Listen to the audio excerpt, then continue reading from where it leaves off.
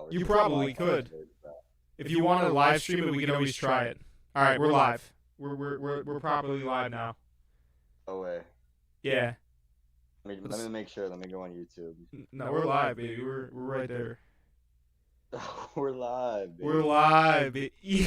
What's up, baby? We're live, baby. Yeah. It's a little bit rocky though. Okay, wait. Actually, no, maybe it's not. Yeah, you give me a check. You're live on Spreading the Floor? No, I'm live on Coop TV. Why not Spreading the Floor? We could always go live on Spreading the Floor. Let's just see how this works, man. Okay, yeah, you're right. We don't got anyone in here yet. Tell me that fucking outline isn't fire though. It is fire. Hold on. Is it lagging at all? Your audio's a little fucked. Really? There's a little bit like an echo. Oh, that must be. Okay, hold on 1 second. Audio input capture. How's that? It's gonna take a minute. Your audio's a little fucked. My audio's fine. Yeah, your audio's good. I just have two audio input captures right now.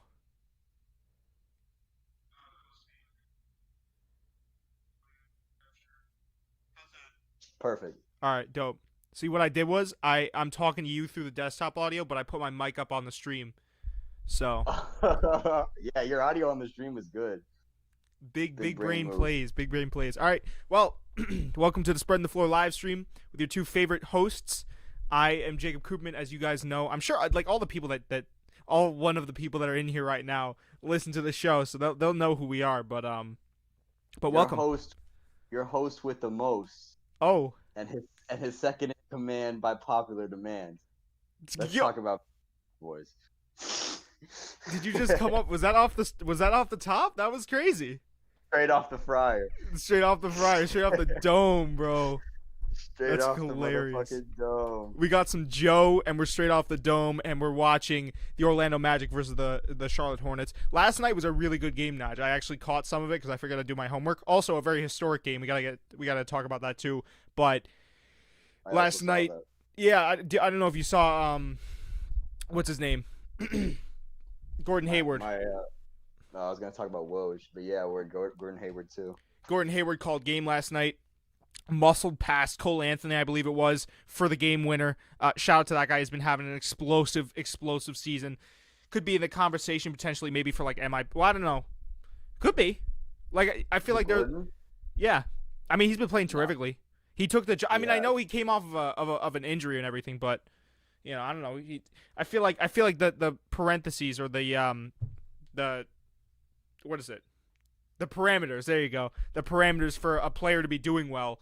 For a player to receive MIP is if they were doing great and then they did even better, or they were doing good and then they started doing great. So he's just one. I feel like Jeremy Grant though is the front runner at the moment. I would actually put my money on Colin Sexton. Colin Sexton could be really good too. I mean, I know you saw that Brooklyn game. I know you saw him torch Kyrie. That's what changed my heart. And yeah, he's still going. Yeah, he's been balling out like that. He's been balling. He won't chill. I told him, you gotta relax. Dude. You hit him up. You hit him on the line. You were like, yo. You can't just be doing that every time. You know? Hit him angrily, like, come on, Sexton, relax. I have my money on Colin Sexton for this year's MIP so far. Yeah. That could possibly change, you know, as the season moves forward. But. Well, this season's been a wild ride, a really wild ride. You know, so I'm gonna put up the Coop TV thing.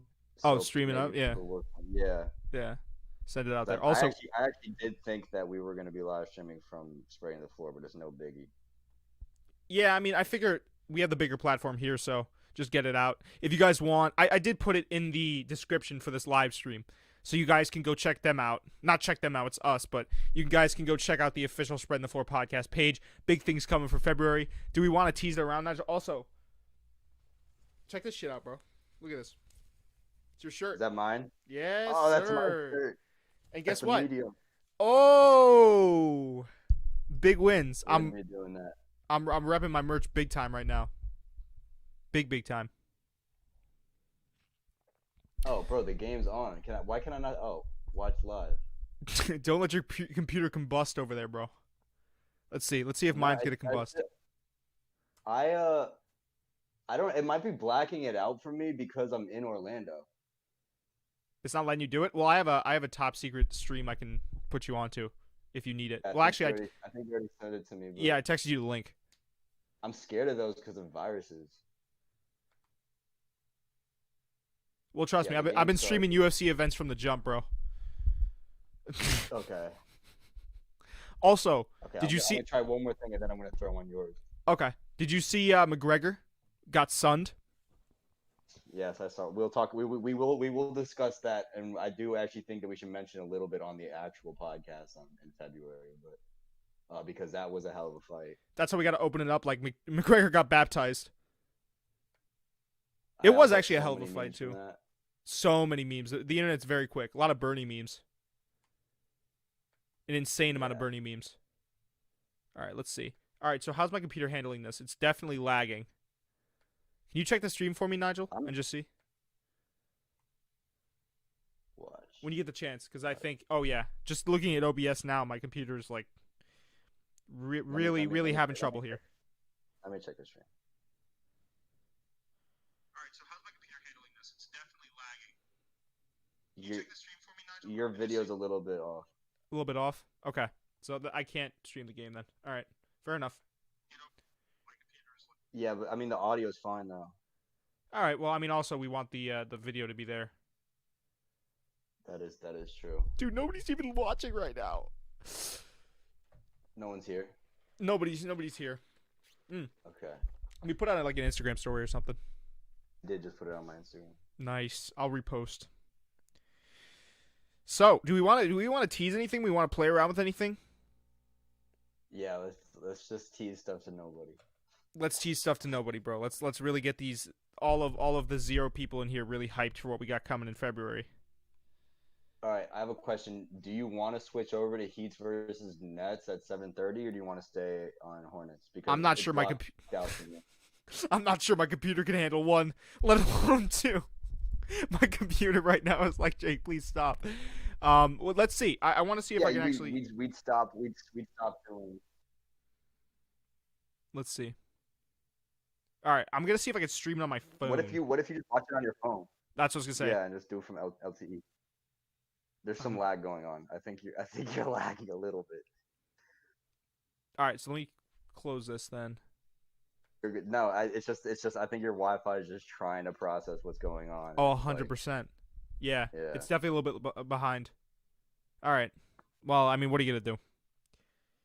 How about what we could do is we will in the future you got to help me set up OBS or whatever it's called, and then I'll live stream it from Spreading the Floor, and you can live stream it from Coop TV. Or we could just do one. Honestly, do you want to do that right now? Because I'm not sure anyone's really in the stream at the moment.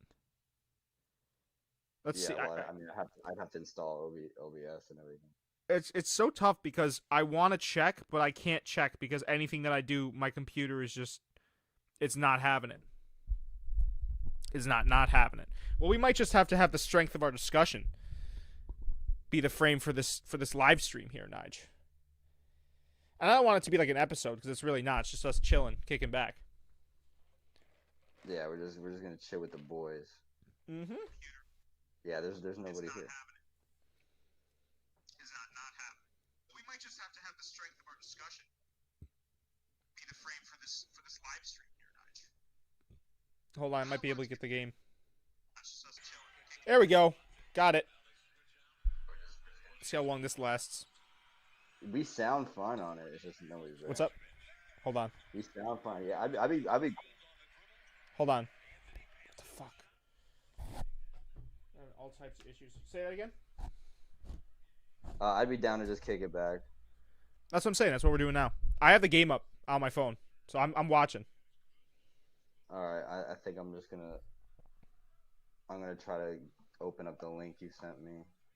Yeah, just watch that on your phone. No, I want to do it on my computer. There's already the energy early in this game. Copy. But like you said, we could switch over to Nets and Heat because that was the other game that I was considering. Yeah, we'd probably be better out because it's a high profile.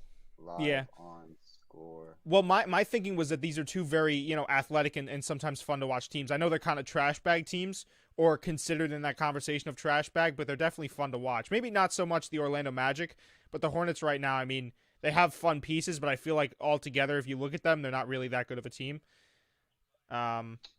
Just fun to watch and very athletic. You know how I feel about LaMelo. Well, LaMelo, we can talk about that. LaMelo's actually been having some issues. You see, the coach came out and said that he was kind of, I think, what did he say about, it was something about LaMelo's turnovers.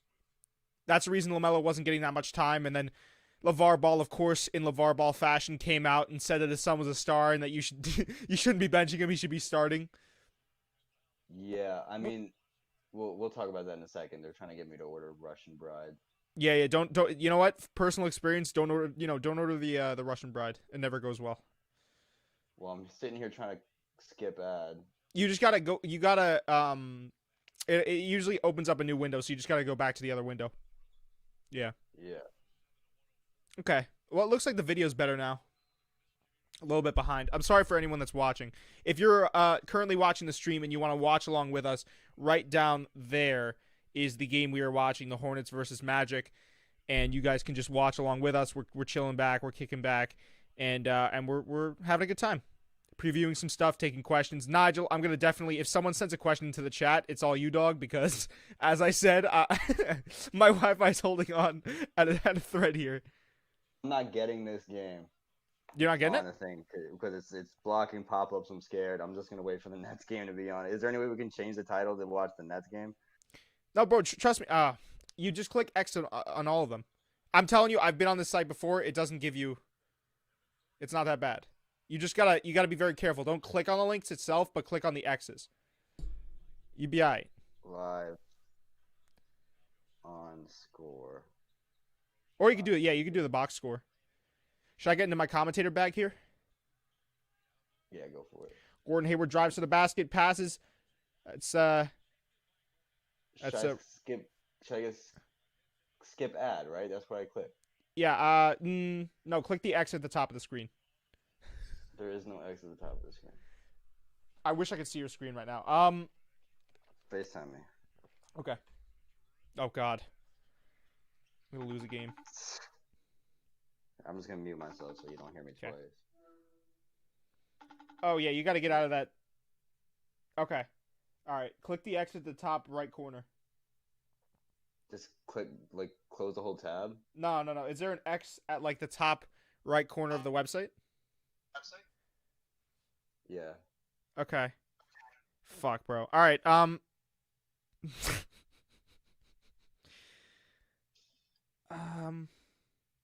Coop, I swear if a Russian Bride ends up at my fucking house. Oh. Okay. Then, bro, I'm in awe right now. Okay, you could try crack streams. Yeah, no, I'm not trying no crack fucking streams. Said I'm not trying no crack streams. Oh my! I'm gonna ruin my antivirus. God, bro. Yo, that's hilarious. This live stream is sponsored by Norton Security. Yeah, for real. So you don't accidentally order a Russian Bride. You sure you don't want to just pull it up on your phone, bro? Yeah, I guess I will. Because that's easy. I mean, you just click off all the Russian brides. You say XU Russian Bride, and then that's that. How many people we got watching in this thing?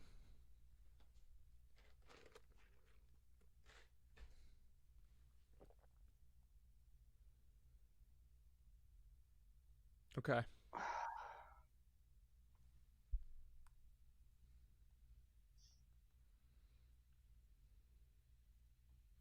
Let me get it started. I've been seeing that guy on Instagram that goes like, you know what I'm saying? All right. Yeah, never mind.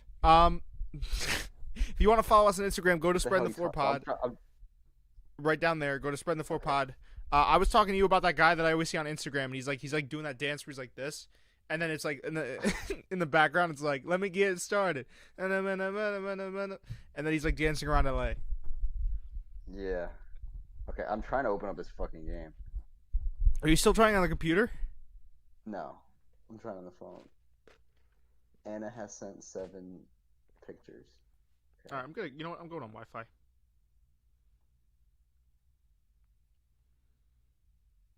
Okay, it's not opening it up. I'm gonna try refreshing it. Oh, it's not working there either.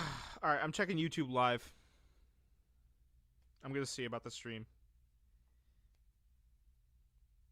How is this possible? It looked really good The last time you checked? Oh boy, it's going down the to shitter. me. Oh boy. Right here. Oh gosh, go away. Stop. Nice. Okay, we're here. Let's go, champ. Live, baby. All right. Now it's not even showing up on the live Okay, tab. so this. What? We're still streaming, I assume, right? I'm like so in the dark right now. Yeah, just check for me real quick and see who's in there. Honestly, this is not. I mean, it's not the rockiest start in the world, but like also not the best. We're still going? Yeah. Okay, we are.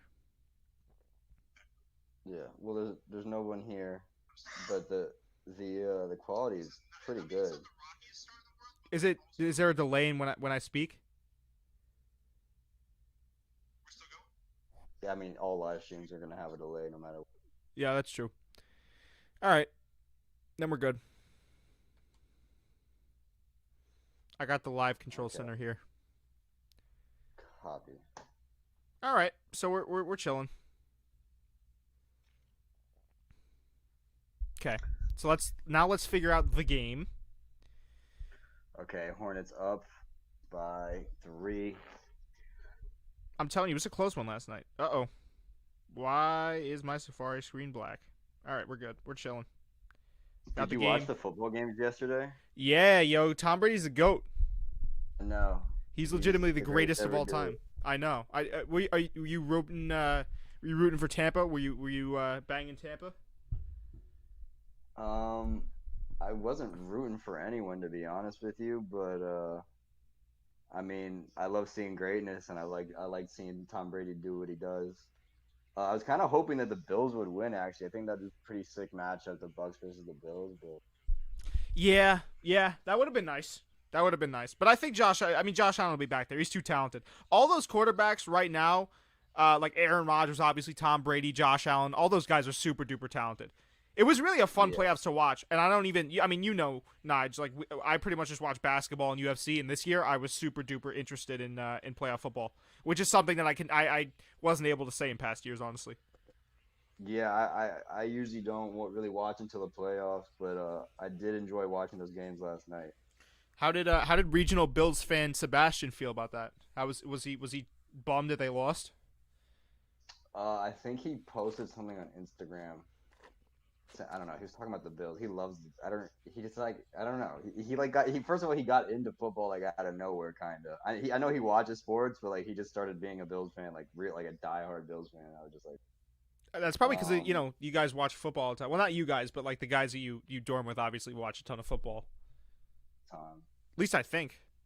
Yeah, we do. We watch a lot of football. The stream isn't working for me.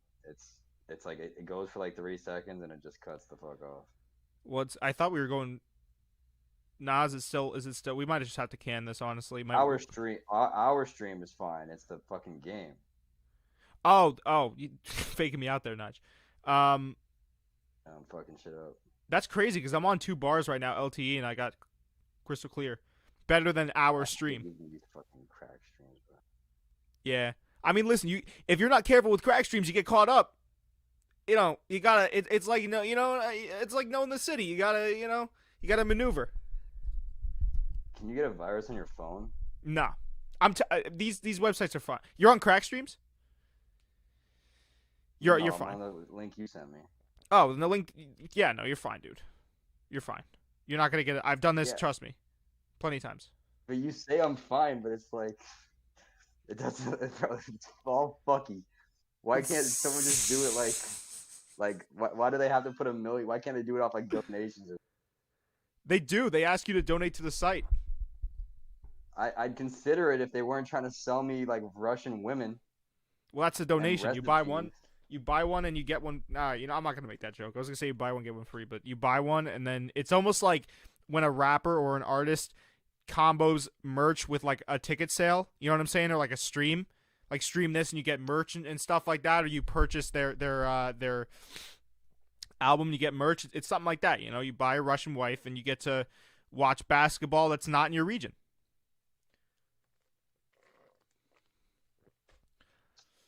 Boy, it's good that no one's here because this is really it's really off to a rough start.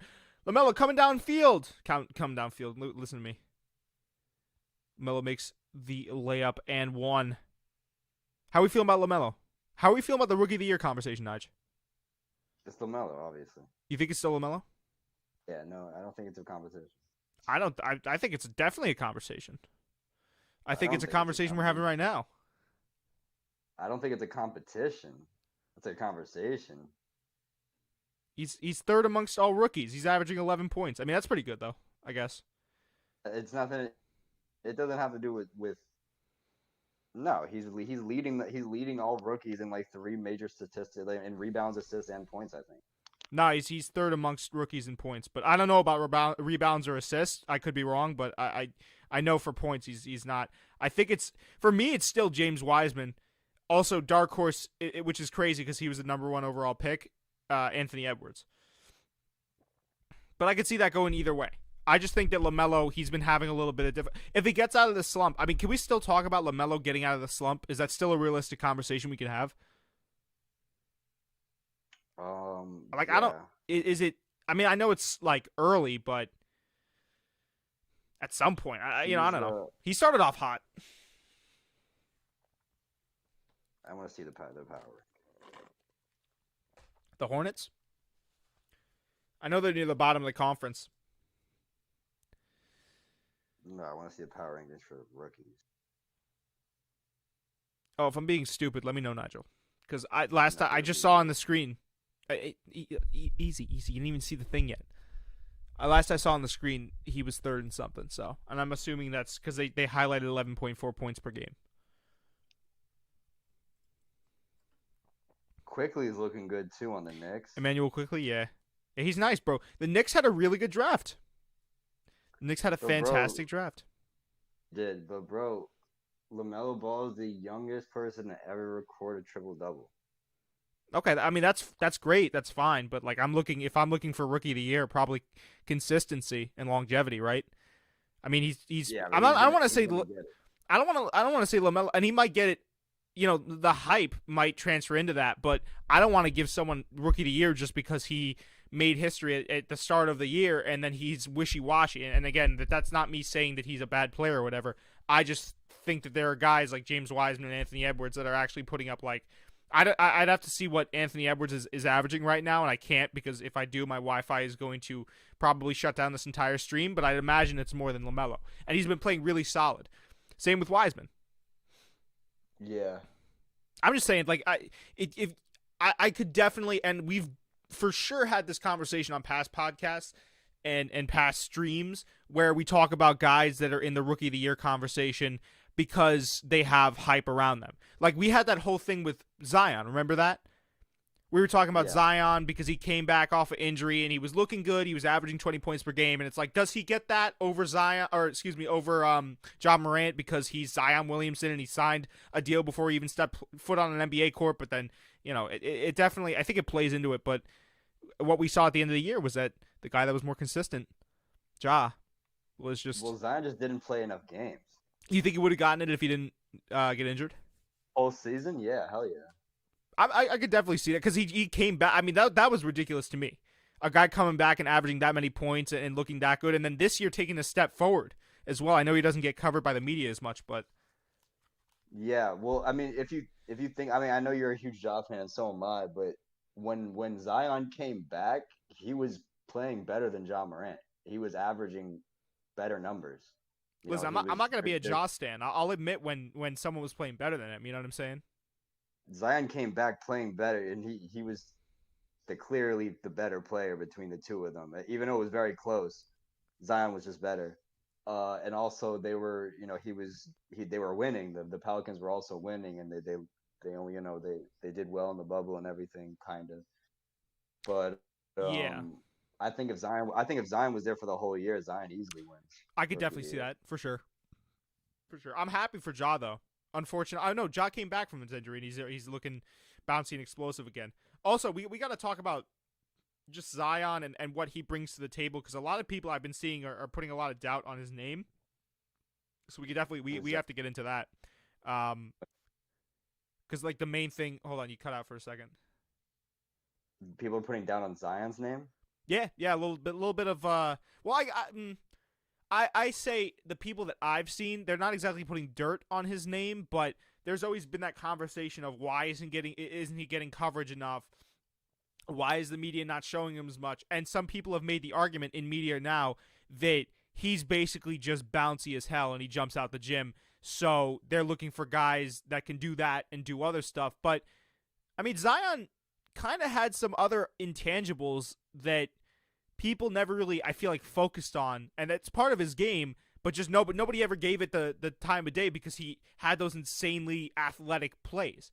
Like to me, Zion has pretty decent court vision. He definitely Yeah. needs to improve with his 3-point shooting. It's something I've said before, but he has. There's something there. There's definitely something there. And I think he just needs to get more play time. Like I think him getting injured his first year definitely hindered his career a little bit, but not obviously to the point that he's out of that conversation. Just maybe the point that the media is not covering him as much, unfortunately. Yeah, I mean, there's a lot of expectations for him. Um, I mean, it's like you said, it's just gonna take time. We gotta see what the kid's gonna do. The highlight plays are gonna come. Like you said, he's a highlight machine. I mean, the kid's ridiculous. But he's got to take time to develop those skills. I think in LeBron James' second year, I think people were looking at him being like, this kid is pretty much just bouncy as hell. He's doing great things, Mm. uh, but haven't seen anything special yet. But that's just because it's the kid's second year. You know what I'm saying? Yeah, Uh, yeah, there's gonna be a point in the season, and especially next summer, where he's gonna make well, I assume he's gonna make like a very big leap, and people are gonna start seeing. Zion's one of those players that can just pick up a skill. You know what I'm saying? He's pretty much good at anything. He says he's a great basketball player, and that's what being a great basketball player is. It's adapting and, yeah. and, and adding new things to your arsenal. Yeah, he's very good at that. And I said, like I just said, he has some of those intangibles that he can get better at. It's not like he just has a one-dimensional game. So Yeah, I completely agree. Like this is definitely not the last we've seen of Zion, but I have seen a lot of people be like, well, they only posted him because the NBA likes posting slam dunks. It's like, yeah, sure they do, but you're not acknowledging some of the other parts of his game. That's really where I was like, all right, the Zion slander is good, especially because Zion's just a hell of a dude. I like yeah, Zion so much. I think he has the best mentality. Like I remember he was talking about AD, and AD hadn't signed one of his things when he passed AD by, and he had asked him for a signature, and AD basically was like, no. And so now he'll go out of his way to sign stuff for kids. wow, yeah, Like he's just yeah. the He's boy. he's an awesome dude. Yeah. Um, yeah, but I mean, there was also that game last year where he made like four threes in a row or something. I think it was against the Spurs. And people were like, "Do Well, you see? He's showing signs. He's showing signs." Zion the But like goat. that shows that he has the capability. He can take over the game, and that's really what it comes down to in basketball. Is like you can be as good as you want, but do you have the ability to take over on command? Can you control it? And I think he does have that ability. And I think for that reason, he's going to be great. So which guys do you have that? Because to me, what comes to mind is like Damian Lillard, like ice cold guys like Dame Dalla, LeBron. Are you talking about the entirety of the game or just in terms of scoring for his team, doing certain intangibles? Because scoring for his team, I'd probably say more like Damian Lillard, and putting on for his entire team, LeBron, maybe I think AD under LeBron, he's slowly starting to learn that. Guys like, well, there were a lot of guys like that in the bubble last year. Jamal Murray was like that in the bubble. Like I feel like there's two Yeah. different subsections of that too. Um, there's stuff that separates the greats from the goods, right? In order to be a great, so any good player can turn it on. You know what I'm saying? Once in a while. Right. But a great player can decide when they turn it on. LeBron is a great Yeah. player. Kobe Bryant is a great player. Kevin Durant is a great player. Yep. Michael Jordan is a great player. The list goes on. I'm missing some. Probably And I think Kyrie Kyrie, yeah, when he's on the court. yeah, Kyrie, yeah, yeah. I mean, I'd say Kyrie. Damian Lillard can decide when he turns it on. You know, there's a lot of great players like that. And I think Zion is going to be in that. Is going to be there. He's going to be amongst elite company. Yeah. I think he's going to be his. By the time he retires, his name's going to be up there in the record books. He's going to have, you know, he's going to be top 10 in a couple statistical categories. I think Nostradamus Nigel is going to take full effect. I'm going to be like, oh, you're full of shit. And then we're going to look like 3, 4, 5 seasons later if we're still doing this podcast. And you're going to be like, I told you so. Potentially, listen, I'm not saying he doesn't have great potential. I just want to see where he's going. Because, again, we've only seen a very small sample size of what Zion can offer. And it's been fantastic from what we've seen. I will give you that. From what we've seen, this guy's a killer. Well, I mean, to sit here and say that he's the next LeBron James is impossible. It's jacking it. That's jacking it. Like, let's relax. It's ridiculous. There's definitely I think his ceiling is up there. I think he definitely could be as good as LeBron James one day, but like that's so he has. We're talking about a 20 season legacy here. You know what I'm saying? 20 season legacy. 18. You know, so. I mean, we got to give this kid a chance. You know, don't start making the comparisons yet. LeBron's wilding out. What right does he have being in his 18th season? Right? You know, that's crazy. That's really crazy. And to do what he's doing right now is ridiculous. It's absolutely absurd. And funnily enough, I don't know if you ever heard the argument of people saying that he should get the MVP, LeBron, I mean, just because he's 30 or however, how old is he? 37? 36. 36. He's 36 and doing this, and that's why we should give him the MVP. I think that's a dumb argument, but just the fact alone that he's that old and still dominating and making it his league is crazy. It's crazy. Red Hood was in the chat. That's Torelli. Turn it up. What do you say? He said, "Sup, guys." There's no one here though. That's the god right there. Oh, damn, he left. That's the dude. Yeah. Well, we're not really paying attention to the chat, to be fair. Yeah, we're just kicking it. Yeah, we're just throwing it back. By the way, Hornets 30, Hornets 30, Magic 19 coming out of the first quarter. First quarter just ended. Yeah, the Hornets are gonna win. I could see that. Yeah, it was a close one last night. But yeah, I just think they have the momentum, and like you said, this season. Oh, there are 2 people in the live stream. Oh, that's what's up. Probably Peter and I know that there were people. Maybe Loso Scotty. Yeah, I don't know. I don't know. What were we talking about? We were on a roll. We were talking about LeBron. Oh, Red Hood is still 36. Here. Let's go. How he's 36 and he's still in his bitch. He's like what Tom Brady is the NFL to football. Yeah. Yeah. That's easy comparisons. The problem with comparing like Michael Jordan to Tom Brady, I don't think that's a fair comparison. Because, listen and hear me out, is because Michael Jordan he won his ring, right? But Tom Brady is a player that has been able to put himself in a championship conference, in like a possibility. He's made the finals however many times, like 10, 12 times. Same with LeBron. I think it's easier to make the comparison between LeBron and Brady because I think that there's a strong argument to be made that it's not about how many championships you go and win. It's like, how many times can you get to that level? You win some, you lose some, obviously, and LeBron James more reflects that.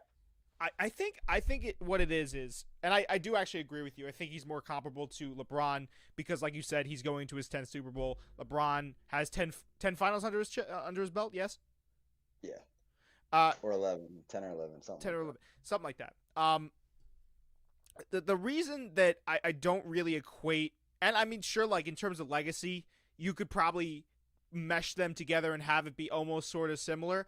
I just think that organizationally what the Patriots have done, like Bill Belichick, I know that Brady now he's going to the Super Bowl without Belichick, and everyone likes to make the jokes where it's like, okay, well, obviously Bill Belichick needed Brady more than than Brady needed Belichick, and I think that's true.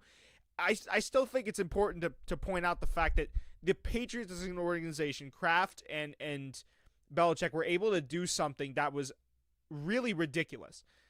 Tom has the ability to like change games in his favor. I think we saw that with 28-3, but just what the Patriots did in the NFL where there's like a hard cap that's designed to take down dynasties like that, and year after year they're back. I mean, that's been nothing short of incredible. So I think, you have to definitely put, I'd say it's like a 70-30 split. It's 70 Tom and like 30, if not even more, maybe a 60-40, 40% on the organization and 60% on Tom Brady. That's why I equate it maybe more to LeBron also, because Jordan had his help, but he was really like a game changer. I think more so than Tom Brady. Yeah. Because hold on, Tom Brady's just so good. Tom Brady is. Listen, he's fantastic, and he looked real good these playoffs. He was actually throwing more than 20 yards with accuracy. It was crazy. It was crazy to watch. Like I said, very entertaining NFL playoffs this year.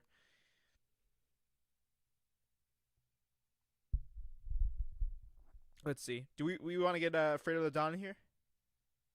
Yeah, Fredo can hop in here. All right, I'm gonna light it up then. We gotta talk about the fight too.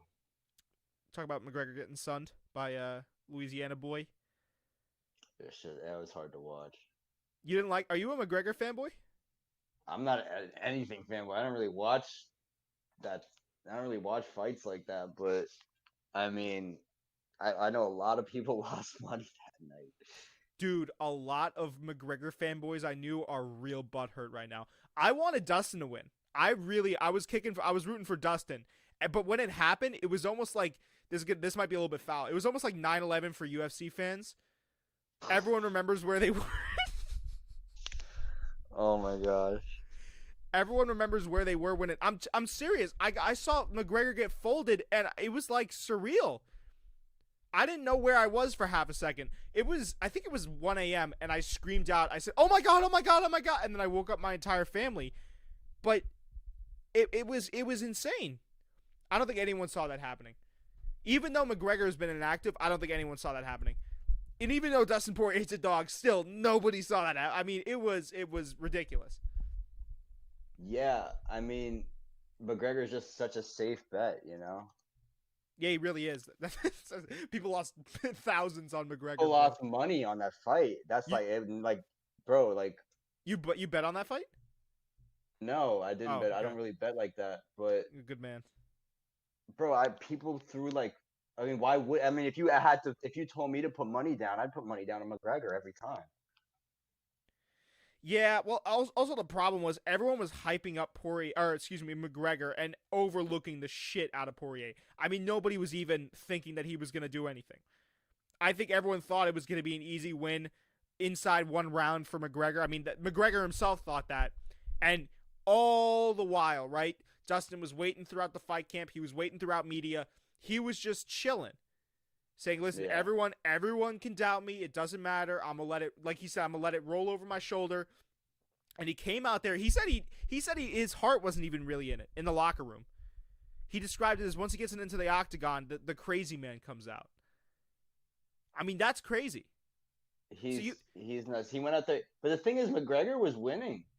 McGregor was doing better in the beginning. Outside of one round, I mean, out of the first round, yeah, I'd give McGregor the first round. Okay, whoa. What's up? I have the Nets game live. How's the stream doing? I'll check. But I'm watching the next game right now. I don't know if you want to switch to that. Yeah, I'll switch to that. That's what I'm doing right now.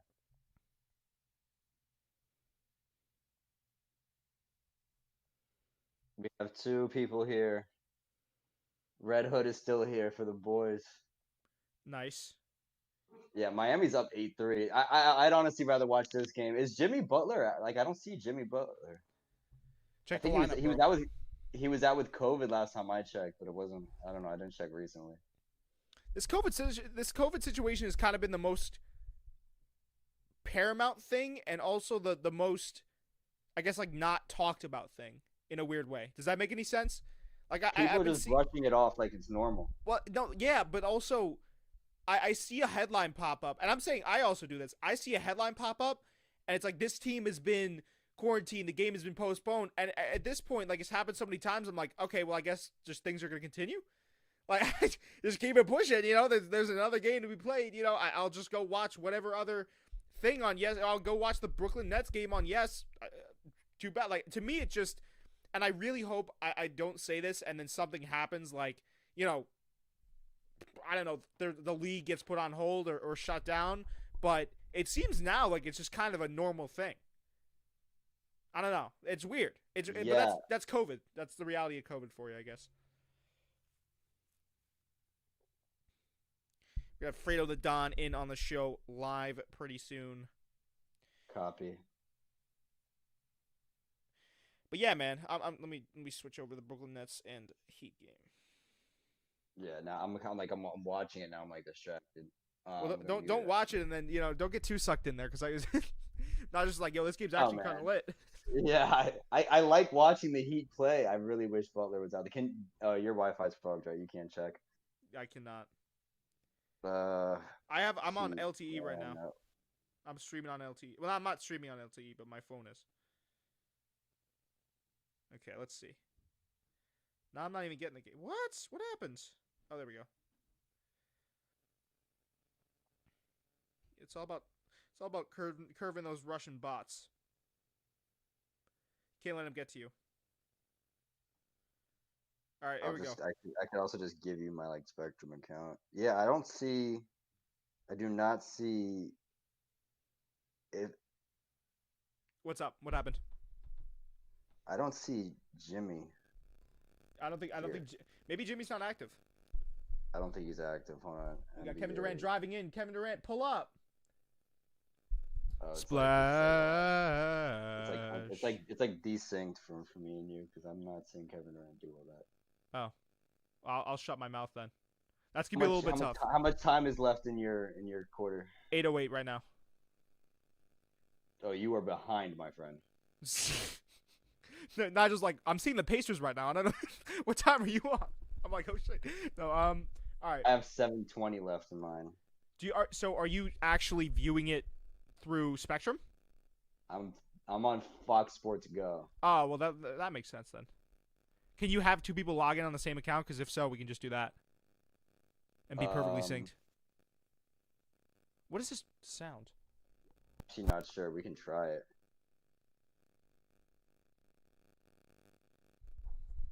I think these are gonna go better when we're actually in the same room. Yeah, these will be a lot better. But this isn't terrible. It's good we tested this out. No, it's a test night. It's just saying what's up to the fans. Guys, if you have any questions, put it down in the chat, and Nigel will let you know. Anything that's not about the big announcement, or some stuff that's loosely about the big announcement that we can answer. We'll let you know if we can answer it. We will let you know if it's appropriate. Yeah. But anything else, just how we make the stuff, how we shoot, how we record, what we do, like pre-podcast, anything. Make us feel validated, like you guys want to know what we do. We had a few people in the OG podcasts, episodes like 1 through 10. I don't know why I'm getting this. Can you hear a little bit of like a weird electricity sound? A tiny bit, but it's not even. Until you mentioned it, I didn't even know it was there. Okay. A lot of the people, I think it was like I said, the OG episodes 1 through 10.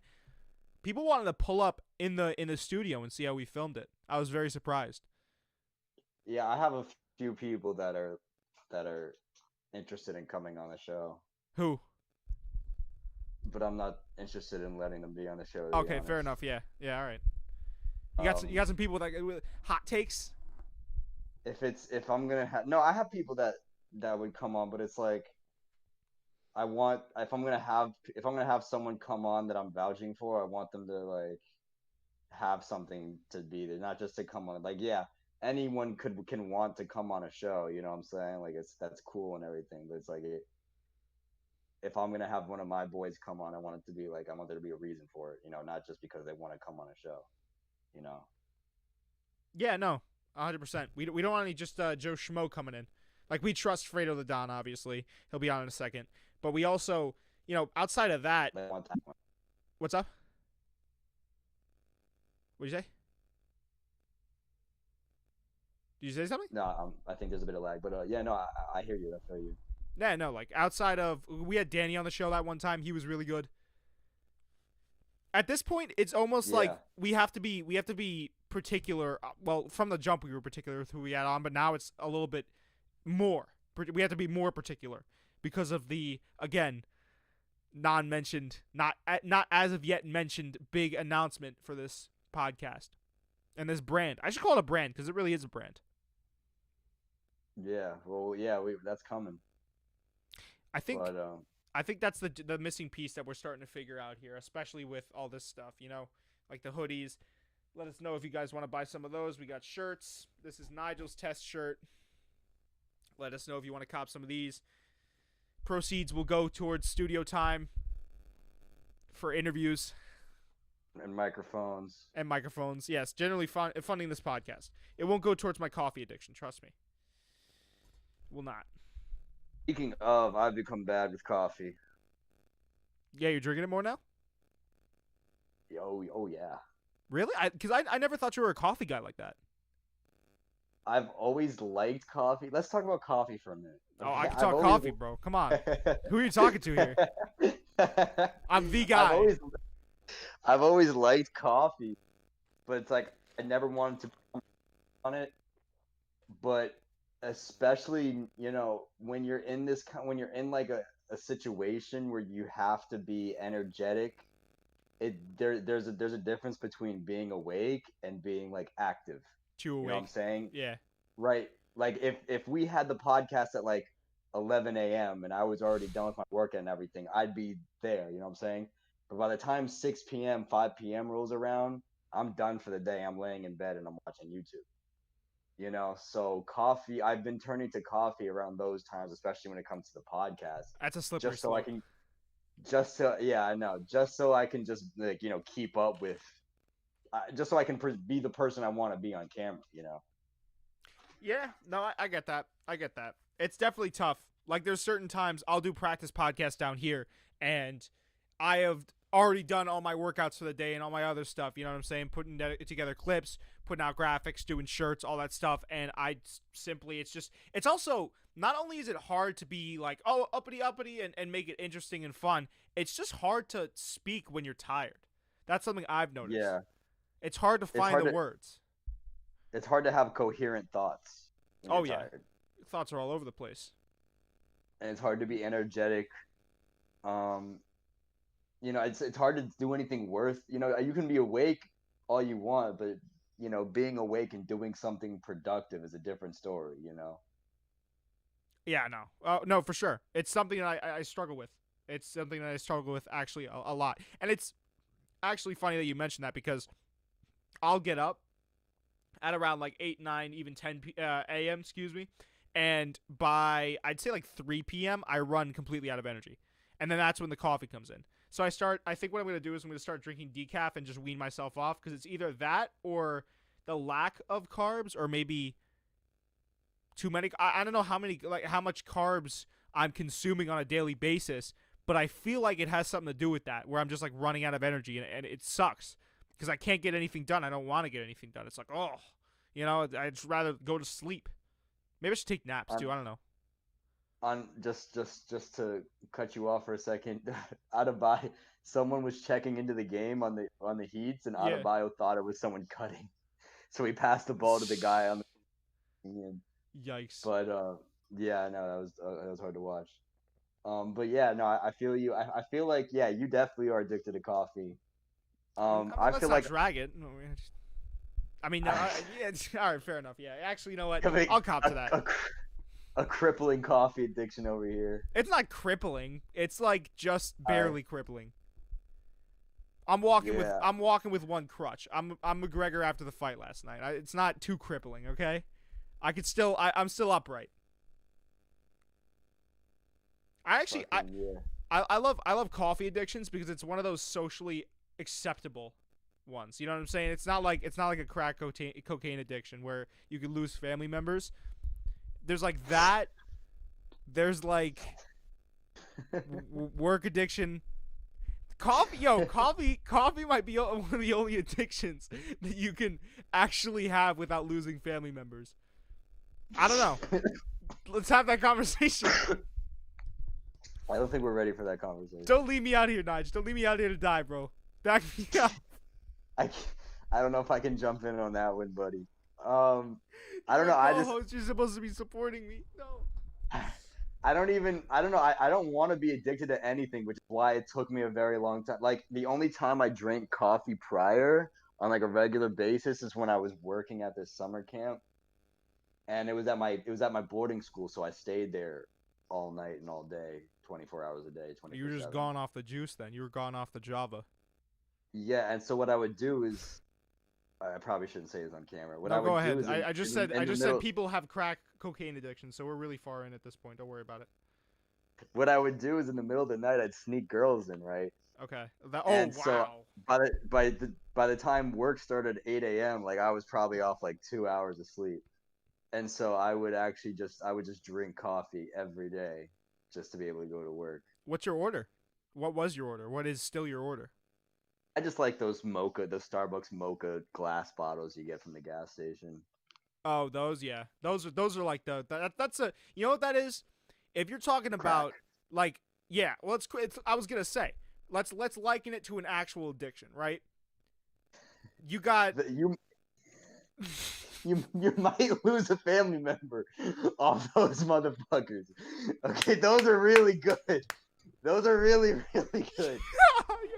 You might start wilding out, and you might lose a family member off the mocha Starbucks glass bottles you get from a gas station. You might lose yourself in those. You might get lost in the sauce. Yeah. Yo, literally, like, what I'll liken it to, right? I'm not saying marijuana is a gateway drug, but like it causes you to try other stuff. So you start out with your regular Starbucks order, right? I go to the drive-thru every single morning. That's the first thing I do. Actually, the first thing I started doing is running, which is actually a really healthy thing that I kind of just picked up. But after that, I'm straight to Starbucks to get my daily order of coffee.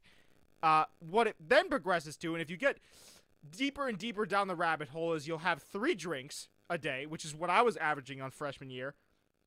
Sometimes even 5. Yeah, yo, I was deep. And then you get to the glass. That's when you're down bad. Like, for real, you get to the glass bottles that you find in a gas station. That's one of those moments you look at yourself, you look down at the mocha bottle in front of you, and you say, wow, I've really hit rock bottom. And then that's when you start to cure your addiction. And it's all good. Bro, you were probably like going to sleep and like itching. You think I was going to sleep? I was drinking 3 cups a day. I was gone, bro. Bro, five cups a day is like, you got to be put in an institution. Yo, five cups a day is bad.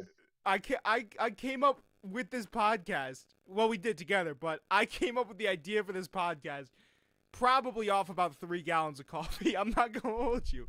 That was on my 5th cup. I was unlocking the secrets to the universe. Like, I was just flying. I was like, yo, what if we hopped on a mic and we talked about basketball for an hour 30 every single Monday? What do you think about that, Nige? I'm scrapping you. At like 4 a.m. I'm like, how did you get into my room? Sleeping. You're like traveling through space and time. Eyes are just rolling back in my head. Yeah. Oh my god, bro. Yeah, I ran out of ADD medicine too. So that was the caffeine and the lack of ADD pills. I was just like, I was unlocking secrets that the government wouldn't want you to know. I swear to God. 'Cause you're just a naturally excited kid, and then you also just take in a ton of like coffee. I feel like am I tailor made for? Go ahead. No, I was gonna say I see the vision though. I appreciate you. I appreciate what you do. You know what I'm saying? I like that. And if that's what you need to survive, that's what you need to be yourself. But like me, I get like super excited, and then like I get on my like, I gotta take a nap at 5 p.m. or else I'm not gonna survive. Yeah. No, that's how that's a crash. That's a caffeine crash. Unfortunately, that's why I'm probably gonna try to wean myself off of it. But I did also want to say, do you think? Be honest with me, Nige. Do you think I'm like tailor made? Because you said I'm a very excitable person. Do you feel like I'm tailor made for radio and podcasting? Because I haven't figured it out yet. I don't know. I've definitely had to work on my. Because remember when we started the podcast, bro, and we were like, we would be talking about first episode we talked about the FIBA World Cup, and I was like. So this is France's national team. Hey, Nige, what do you think about that? So I definitely like worked on it, but I feel like if I want to go after anything at this point, it has to be this, right? Yeah, I mean, people say that there are some things that come naturally to people. Talking on microphone and camera, I don't think is one of them. I think it's one of those things that you can be a natural at it, but you need the experience there down pat. You know, 100%. There's some people who can just write a book, no practice. That's something that comes naturally.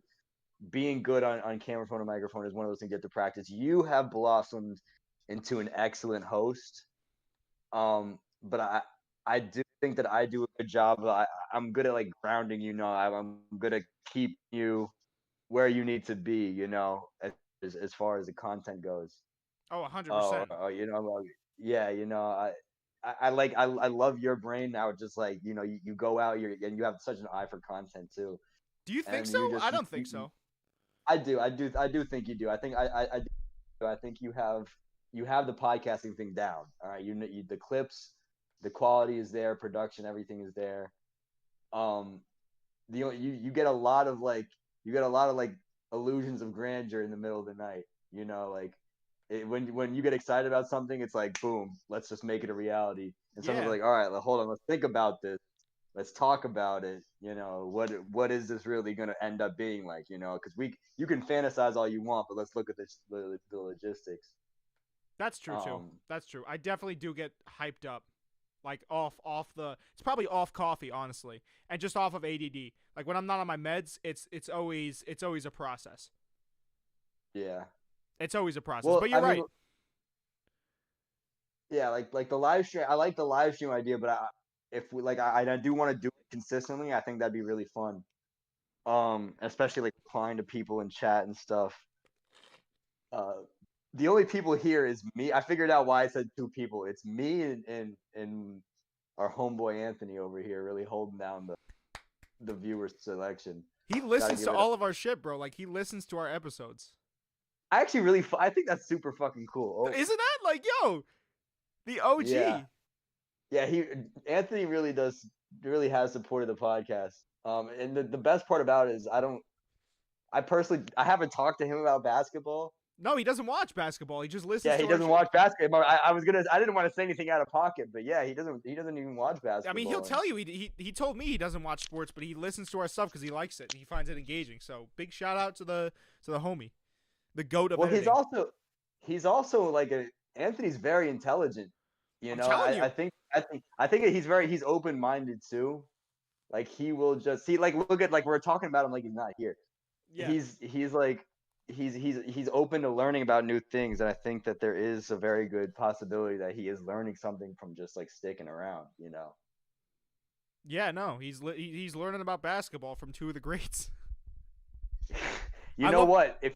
If you do want like, you're a very good editor, but Anthony's a very good editor too. Like if you didn't know how to do something, Anthony is usually my go-to guy. I've come close to hitting him up about stuff multiple times. I just always figured it out before I had to hit him up. But Torelli, if you're listening to this right now, you are the go-to guy if I ever need anything editing.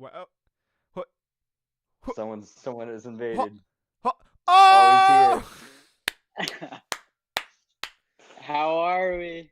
Fredo, the Don. What's going on? Let me resize this real quick. How are we? I'm all right. I'm doing fantastic. I'm doing swell. How about you? Living the dream over here. Doing all right. Can't complain. Nigel, how are we? Living the dream, man. Just watching the Nets game, actually. Yeah, we switched it up on you. I'm sorry. Switch to the Nets game. Yeah, I couldn't pull up the Hornets game. I was getting viruses on every single device in my house. He was getting Russian prize wives out the ass. I had 3 Russian brides like show up at my front door, and I was like, "It's a false alarm. Don't worry." It's Fugazi. We actually Fugazi. didn't need this.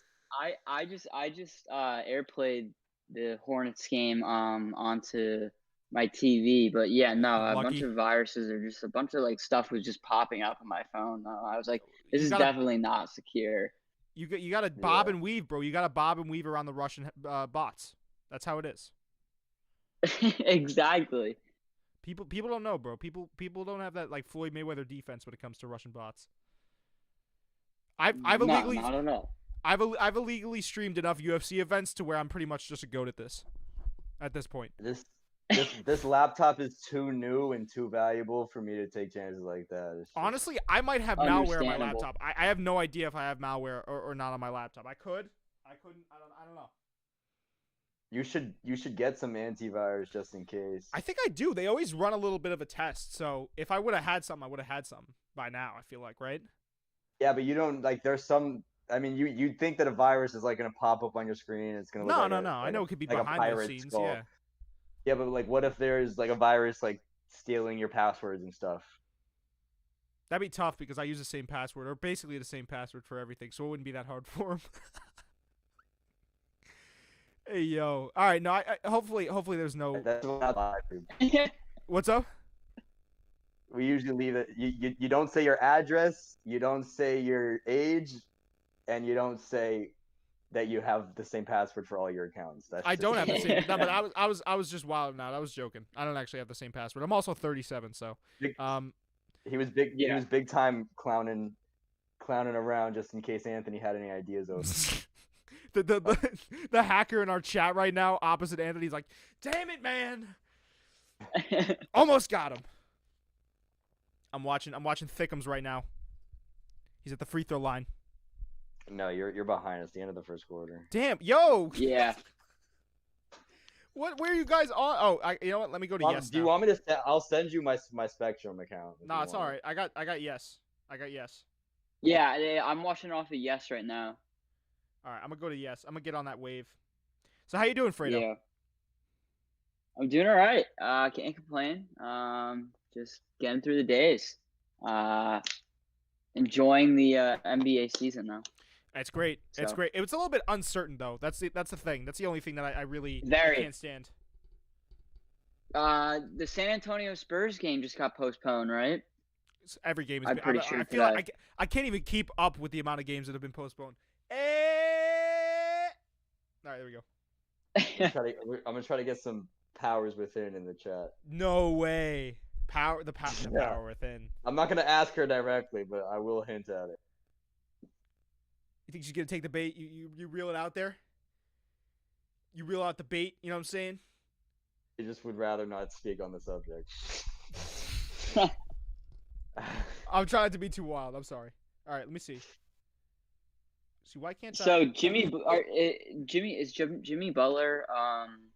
Playing hurt today? or does he have COVID? we have the same question. We don't know. We don't know, honestly. Okay. Yeah. I don't think he's playing. He's been out. I know he hasn't been playing recently. The Heat just haven't been playing at all. Yeah, no, he didn't play the last game against the Nets. So, I don't think he's I'm played wondering many what's going games on. this season. Period. oh, Just three guys being dudes. It's three guys being dudes. I'm sorry if this is not very entertaining. I'm just trying to get Fios up here, so I could tune into yes. I could watch the game without Russian bots. But yeah, no. It's definitely, like I said, it's been an unpredictable season for sure, for so many reasons. I really like the East though. I think the East is held up as like a goated conference this year. the East this year is very strong, especially with the new additions, of course, that the Nets have now. Yeah, it's going to be a slaughter fest, I feel like. For whom? The Nets? No. Just talking about just all around in the Eastern Conference when it comes to the playoffs. Like, it's just going to be – there are a lot of good teams. You got the Sixers, you have the Nets, you have the Bucks, you have the Celtics, you have Yeah. the Heat. Yeah. And you still have the Pacers to watch. Actually, well, no, the Pacers traded Victor Oladipo. I don't think you got to watch out for them anymore. I mean, it's just going to be tough because there's just a lot of tough and gritty teams, and I Well, the mean, Pacers did. Oh, they even though didn't get Caris LeVert. Is that he's still out indefinitely? yeah, Carrot, he has like a cyst on his kidney. Yeah, unfortunate. Yeah, very. Uh, I'm just very interested to see what the Nets end up at the end of the season because I really don't think they have a good enough defense and they have to outscore every team that That's they what I was play. gonna say, bro. You And see all these high scoring that's that's what happened with the Cavs. Like they couldn't even outscore the Cavs. Like that's just an issue. I get it. Like it was their second game in with like Kyrie or something, but I just don't. That game showed major You, problems. very big problems. And they have no depth. I don't know if you saw the minute lines of what the players were playing during. Well, I forget which. I think it was the first game they played against the Cavs, and Colin Sexton like just went off. Oh yeah, He had went like berserk. 41 points. He went ballistic. 42, I think it was. Yeah. Yeah, but if you looked at the minutes that each individual players were playing on the Nets, Jeff Green played like 40 minutes that game, and like Joe Harris played like 38, Joe and Harris like is Katie nice. played like over 40, Kyrie played over 40, James Harden like that's not a winning recipe for You know what that showed me? You know what that honestly a showed championship. me? That showed me They have no depth. that the Nets, like yeah, they have no depth and they need to lean on Kyrie, KD, and obviously Harden to be consistent. But as we always like to say on this podcast, you can't do that over a 7-game series if a team is going to be more consistent, like the Lakers. I think the Bucks have a realistic shot. Exactly. Like it's just teams with better defense and more consistency. And I know the Bucks have been kind of like lukewarm and a little bit wishy-washy. Yeah. But I just think there's other teams that can be more consistent, like the Celtics. The Celtics, I'm sure now might give them a run for their money. It's not a definite done thing, but I mean, look out for it. I say the Celtics. I'm gonna be biased, but I see the Celtics making it to the Eastern Conference Finals this year. Just depends on who. Okay. I mean, I just love Jaylen Brown is an early front runner MVP right now. If you look at the statistics, he's averaging like 26 points a game. He's shooting, I think it's 47 from just his field goal percentage, 47%, and his 3-point percentage is crazy. And the only people that are averaging above, I think it's 25 or 26, that have those percentages are him and Kevin Durant. Kevin Durant has a very good possibility of winning Most Improved and MVP. Yeah, it's kind of crazy. Yeah, it's crazy. Kevin Durant is going to win Most Improved. I mean, he tore his Achilles. That's a terrible injury to come back from. He's improved since he was laying in a hospital bed. But that's a big improvement. Like that's what happens with a lot of like players, just throughout all sports. Like Ben Roethlisberger in the NFL with, like, he was an upcomer for Most Improved. Cam Newton was, and they were all coming back from injuries. So you have to look at it from that perspective. But also, I mean, Gordon Hayward has been playing very well as well. Jeremy Grant, or is it Jeremy Grant? I don't. Colin Sexton's gonna win Most Improved Player. There's I think Jeremy Grant. No, he's killed. Have we forgotten about Jeremy Grant? That's what I said. Jeremy Grant has played very well. Joe Harris with the 3. Yo, they got that kid acting. That's crazy. I remember that. I can't say it on air, but that's wild. They're wilding out. Let me see if I can find it on this TV. Because honestly, I might just try to find it on here. That might make more sense. They gotta have yes. That's what I'm watching it off. Yeah, I mean, is it cable you're trying to get off of? Yeah. No, I'm on cable, but I'm trying to, like, the channels down here is like D52-1. So I'm like, what? Oh. But they have the names of it. Okay, let me see. WCBS. Nigel, are you still in Florida? Yeah, I'm leaving Thursday though. What's your specific location? What I was gonna say earlier is I think that if the Nets do make it to the finals, which there is a good possibility they will, I think Yeah, of the course, Lakers yeah. are just gonna poke right through them. Oh yeah, I think. 100%. The Lake. No, Yeah. I would take the Lakers easy if 10 Yeah. times that's out the of 10. finals matchup. No shot. 10 times out of 10, dude. Yeah, The I, Lakers that I is are wouldn't winning. say it's easy. that definite. I don't think it's that definite, but I do think the Lakers are winning that. I think Do it you is, man. think? Do you I think? think it's just too Do crazy. you I mean, think the the Lakers. Nets? So Well, the last series with the Lakers and the Heat in the last NBA Finals, it was 4-2. Do you Oh think the shit, that's Nets right. will surpass 2 games or get to 2 games, or will they only win one game or maybe not even win any? I think they win 2, maybe even but Two? I think that I could see listen, this is not me hating on this Nets team. It's not going to be an easy series, but I think that the Lakers, when it comes down to it, it's just all about consistency and defense. And if you don't have either of those things, Yes. which is looking like right now the Nets might not have, they could develop that. I'm not saying they can't, and Yeah. it might be a different conversation later in the season, but as we stand right now, the Lakers get that series 10 times out of 10. It's not an easy series for the Lakers, but the Lakers get it. That's what I'm saying. Yeah, I mean, it is still very on because they're still all trying to mesh together. The Nets. You even saw that back in what was it when Miami was with Dwayne Wade and Chris Bosh. Yeah. It took a long time for them sort of to mesh. They didn't look great in the first couple games, but then towards the middle of the season, you saw all right, they're starting to form the chemistry. Obviously, they lost against the Mavs that year in the championship, but yeah, I mean, chemistry comes over time. So the Nets are obviously. I mean, you have 3 superstars and you have 2 players that are probably the top 5 players in the NBA on the same team. It's pretty So crazy. obviously they're yeah. And you I mean, but you can make that case with LeBron and AD as well. So it's kind of nuts. So I mean, I don't see the Nets if they were in a final series against the Lakers. I don't see them winning less than 2 games. yeah, I say it's either they win 2 or 3. yeah, I could say I put But them in that conversation. I think when it comes down to it, the Lakers. I think there's just too many. Yeah.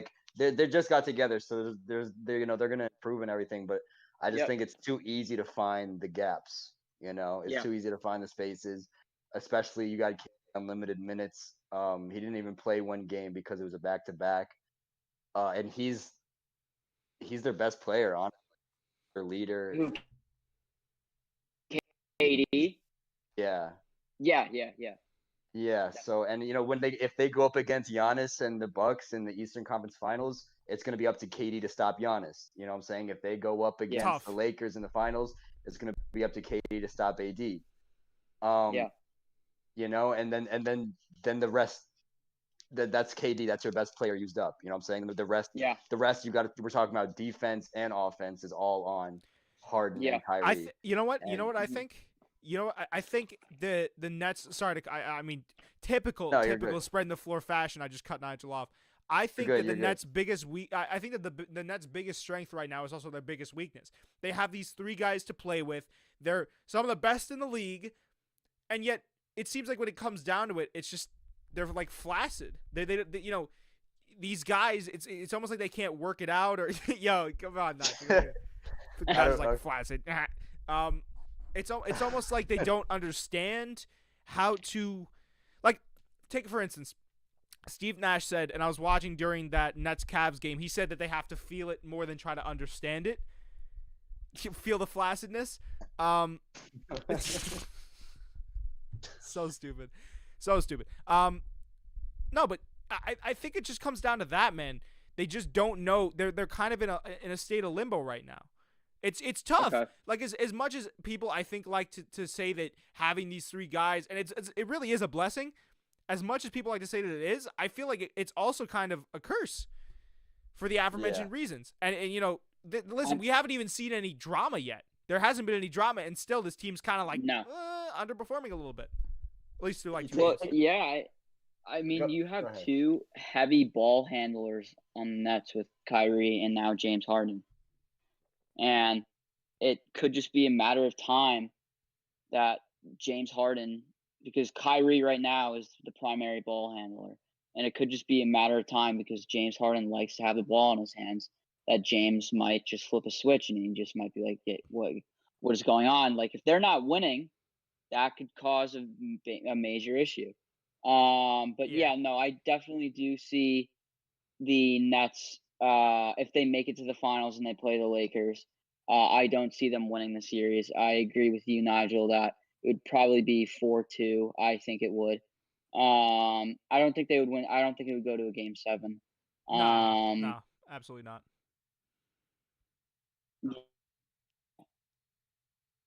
So I think they froze. Oh no, Nigel's still there, sort of. Oh, I think. Oh, there it goes. It just I hear lagged a little Fredo fine. I'm listening to Fredo. bit. Okay, Okay. it's probably just my I absolute was I'll I be was right circling back. back. Circling back to just the Eastern Conference. I mean, you guys were talking about if the Nets have to match up against the Bucks or the Lakers, blah blah blah. I just sound so biased every time I bring them up, but I think the Celtics with the Nets match up very well because I think you have Jaylen Brown, who's a very good two-way player, and he's been averaging about 26 points, who can get you a bucket when you need it. I think he can be a player that can be guarding James Harden. You have Kemba Walker, who's honestly, I think I call it, even though he's an incredible player. And for the Celtics, he's been better for the Celtics rather than having Kyrie just because of chemistry and personality and that along that spectrum. Obviously, Kyrie's a more talented player. I say Kemba is more of a. I see Nigel I agree with you. smiling, so it makes I me know. laugh. I agree with you. So I think so long term, I I'd rather say- have Kemba. So I see. I'm not even saying that. I say Kemba's a little of a poor man's Kyrie, but Kemba's a slightly better defender than Kyrie, and so with them matching up, and then you have Marcus Smart coming off the bench, and you match up Marcus Smart with Kyrie, and Jason Tatum is a good defender as well. And Brad Stevens also said he literally grew 2 inches. He was 6'8", and now he's 6'10". And Jason Tatum just had COVID, but he's supposed to play tonight against the the Bulls. Jason Tatum can match up against KD as well. I mean, they're a very dangerous team. I wouldn't underestimate them at all. Yeah. But obviously, the Nets need more depth though. So if they can get because with Spencer Dinwiddie being out, I'm pretty sure they applied for something with like it was something with Spencer Dinwiddie's contract that allowed them to get more money. So I think if with that, because their cap space right now is pretty slim, but if they can sign some players for their depth and they're able to have like a veteran minimum, that could help out as well. But I mean, Yeah. yeah. Are you from Boston? I was born in Massachusetts. Yeah. Okay. Now listen, I'm not gonna come down to the Celtics. All right, I'm not gonna say anything bad. No. Go ahead. I don't care. Don't worry. I do think the Celtics are a sick team. I do love watching them. Yeah. However, I just think this year, even though on paper they're really good, I just think that the Nets have so much more veteran presence and so much more experience in the playoffs. I think that if the Nets went up against the Celtics in a 7-game series, I think the Nets are coming out of it. See, it all comes down So- to it all comes Alright, down to yeah, me. you go. Real quick. Let me just get into my shtick, and then I'm actually gonna run up real quick and go to the bathroom. But to me, it comes down to always until I'm, shown otherwise with the Nets comes down to consistency. So the Celtics, to me, they even have a better bench at the moment than the Nets because the Nets bench is just gone. Nothing. Yeah. But if it comes down to talent and if the Nets can really figure out their stuff, I think there's not a chance for the Celtics, unfortunately. Celtics might get a couple games, but right now I'd give a game to the Celtics. But I don't know about a 7-game stretch. I have to think about that. I'll be right back. Mm-hmm.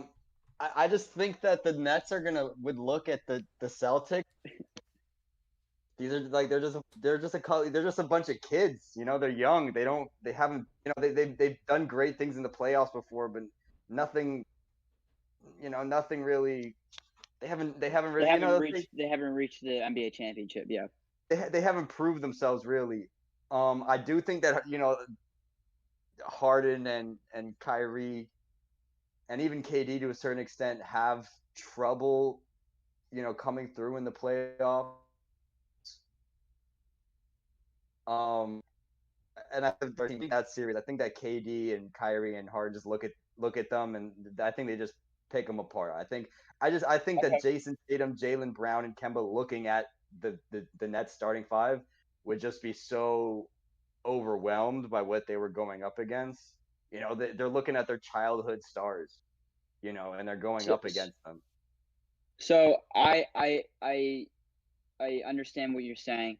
When you say they haven't really proved themselves, that's where I kind of disagree with that because with the Celtics, they played against the Cavaliers without. I think it was the year that Kyrie or it was Isaiah Thomas. I think It's it the was youngins, yeah. it was and so it was Terry Rozier was their starting point guard, and they went to Game 7. No matter how honestly with the Cavaliers team they played in that Game 7, you're still versing LeBron James, and they were able to bring the Cavs. Obviously, the Cavs didn't have the stardom like the Nets have now, but they were able to bring LeBron to Game 7, and in that Game 7, it was a low scoring Game 7. Jason Tatum yammed it on LeBron James. So I don't really agree with the sense of they would be technically afraid or scared of the stardom of James Harden and Kevin Durant and Kyrie. I think it's just a matter of. I mean, I think it would be a great series. It's just a matter of, honestly, if the Celtics can finally just get over this little hump. I mean, I think they've already proved to themselves that they're more than capable of getting to an NBA Finals because they've already reached the Eastern Conference Finals 3 times, I think, with Brad Stevens. So Yeah. I don't How think that it would goes. be a case of like them being scared. It would just be a case of them playing well and them The like Nets, the just Nets, being dogs and going at them. Like, the and I Nets would and I have to think put they him have in a. the pedigree that they could. The Nets would have to put him in a Say that again? headlock. I said the Nets would have to put him in a headlock, or vice versa. They got to get off the muscle. Mm. I think that and I love that you brought up the 2018 Eastern Conference Finals because that I do love that series. I think back to that series a lot. But there they were only playing LeBron James. That was an entire team playing against LeBron James. No, Um, exactly. when else? Yeah, I that's think true. you're right that they're dogs and they're hungry. I think that was a series where they kind of proved that to themselves. But I think that the Nets would just turn it into a running match, and I think that the Nets that's then what the Nets want. I think the Nets would just control the pace. They would control the tempo. Yeah, They're just old. They're just older. They're more experienced. I think that they just win that series no matter what. if the Nets get into a Um, rhythm, it's clips for the other team. So I 100% agree with you, Nigel. Yeah, and I think the Celtics are younger. They're a little bit less experienced, and the Nets would just see the opportunity to just run with it, and the Celtics would try to keep up. They would just try to play Well, that type of game, and I don't think they're winning that. well, honestly, too. I So mean, with that, I was gonna say just with the Celtics team. Sorry, collectively, I think the Nets have more experience on a player to player basis. obviously, yeah. But the Celtics as a cohesive unit, I feel like they would get the upper hand to me in terms of experience, just playing together as a collective. Like the Nets, Yeah. obviously, Harden, KD, Kyrie, they all have experience in the finals and in the playoffs.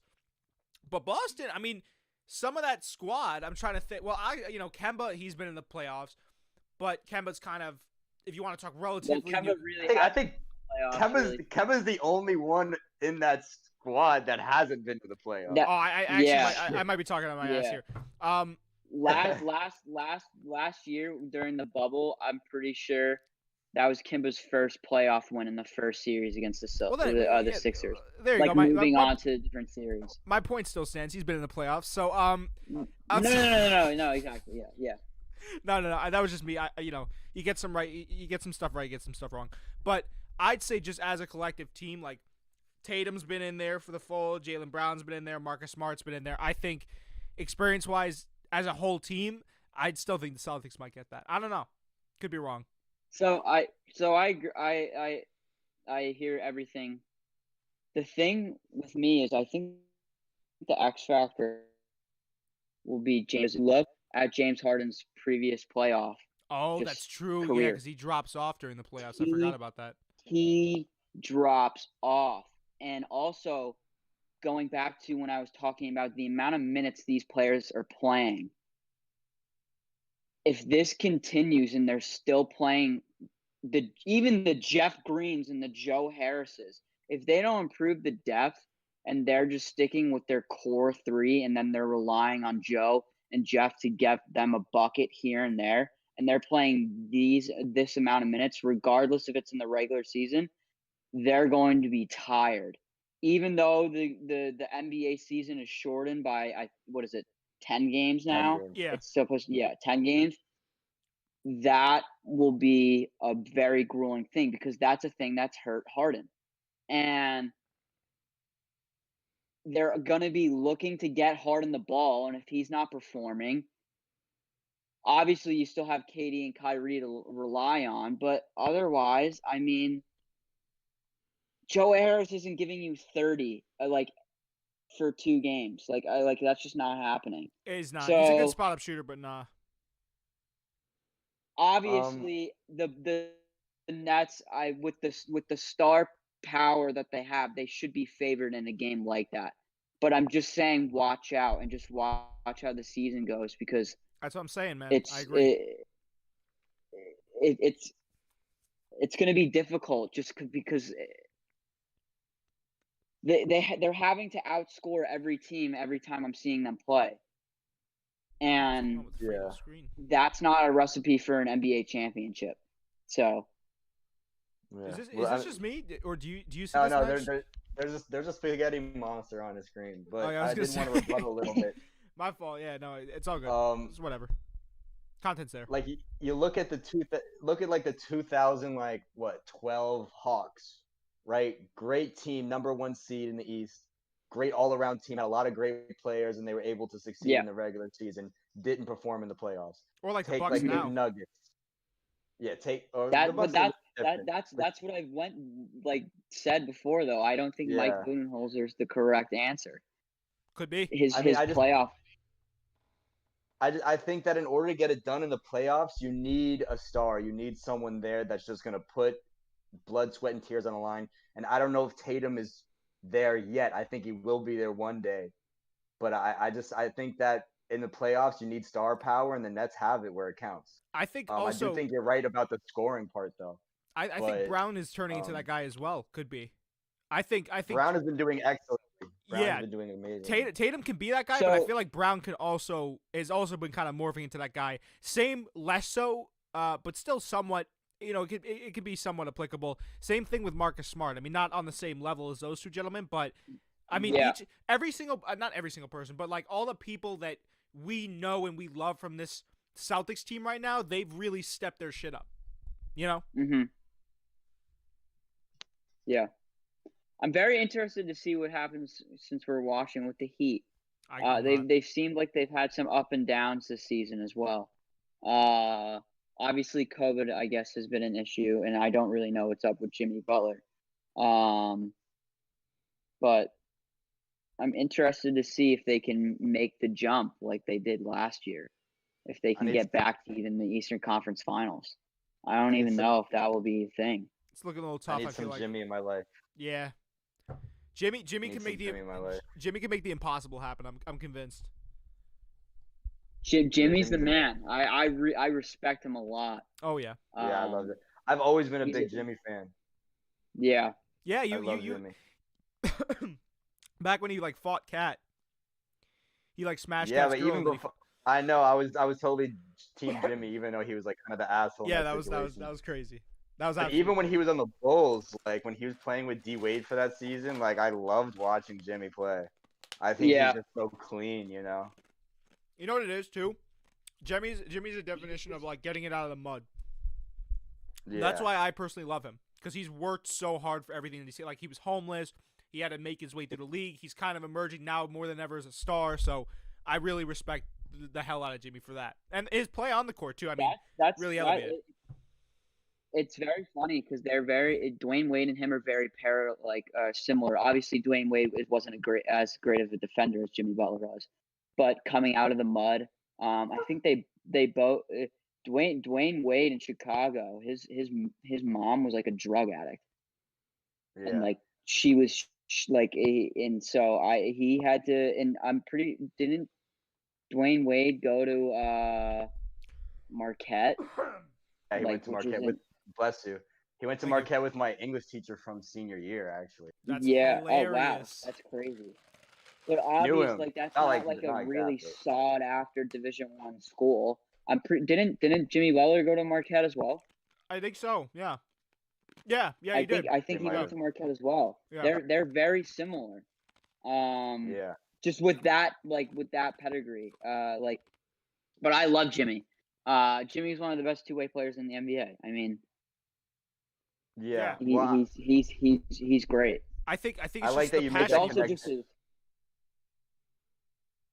Go ahead, Nigel. Boys. What? No, you go ahead. You go ahead.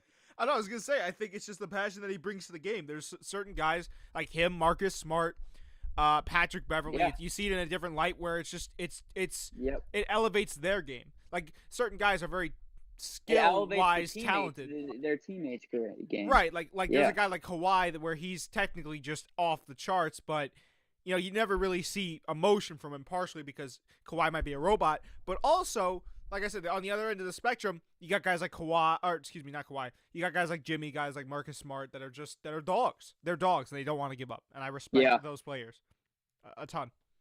They're So- very erect defense. On the Bringing up the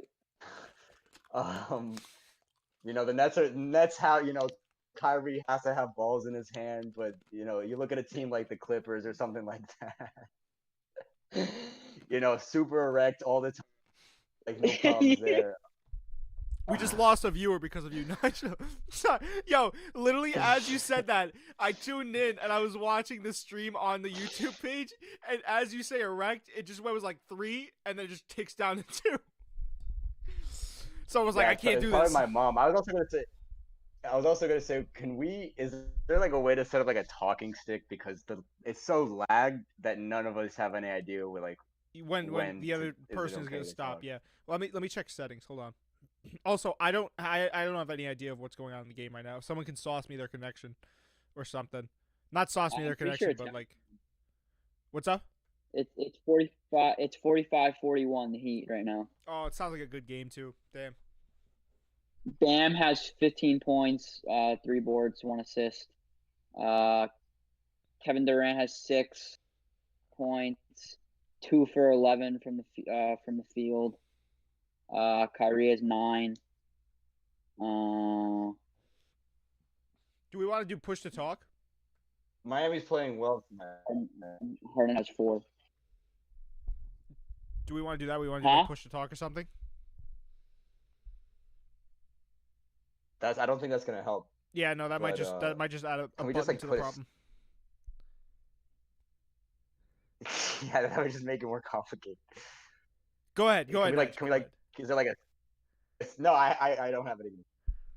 I don't know how to solve this issue. We might Actually, go.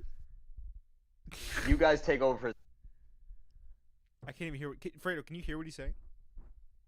Yeah, he said like something. You guys take. And then something. that's the last I heard. Now he's just silent. Yeah. Oh, I think did he mute himself? Oh, he might have. Who's he calling? This is a big mystery.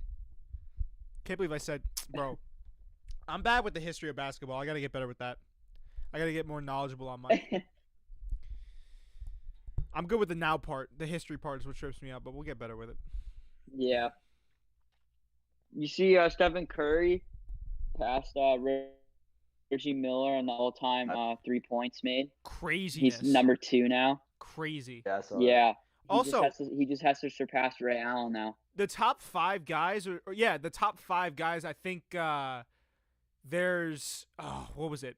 There's Kyle Korver in that conversation. Yeah, Reggie I was Miller, about to say Kyle Steph. Korver, yeah. They all have weirdly specific numbers for the amount of threes made, ending in 5s. Like there was like one that was right on the dot. It was like 1,600 or something if I'm remembering correctly, but it was all weirdly like just Well, they're both odd the numbers. top 3 that I saw the statistics today. They're all in like the 2K range. There's something like that, yeah. And I think Steph Curry should surpass Ray Allen, I think, towards like the middle of next season, I'm pretty sure. I If think he the reason why continues the pace. I think the reason they all end in such round numbers is because like you can really decide when you take a three. You know, That's what I'm saying? true. You can't always decide when you get fouled and when you have to make a free throw Yeah. and stuff. Yeah. You can decide when you take a three or when you drive it. And I think that they reach a number and they're like, you know what, I'm okay with that. But I think that Steph Curry is going to end as number 1 on the list, and I think James Harden's going to end at number 2 by the end of their careers. Yeah. We have to take Even the the young account. players that are coming up as well, like Trey Young as well. I mean, yeah. he'll probably be up there soon enough. Obviously, he's still very young. But yeah, no, I mean, James Harden will definitely be there.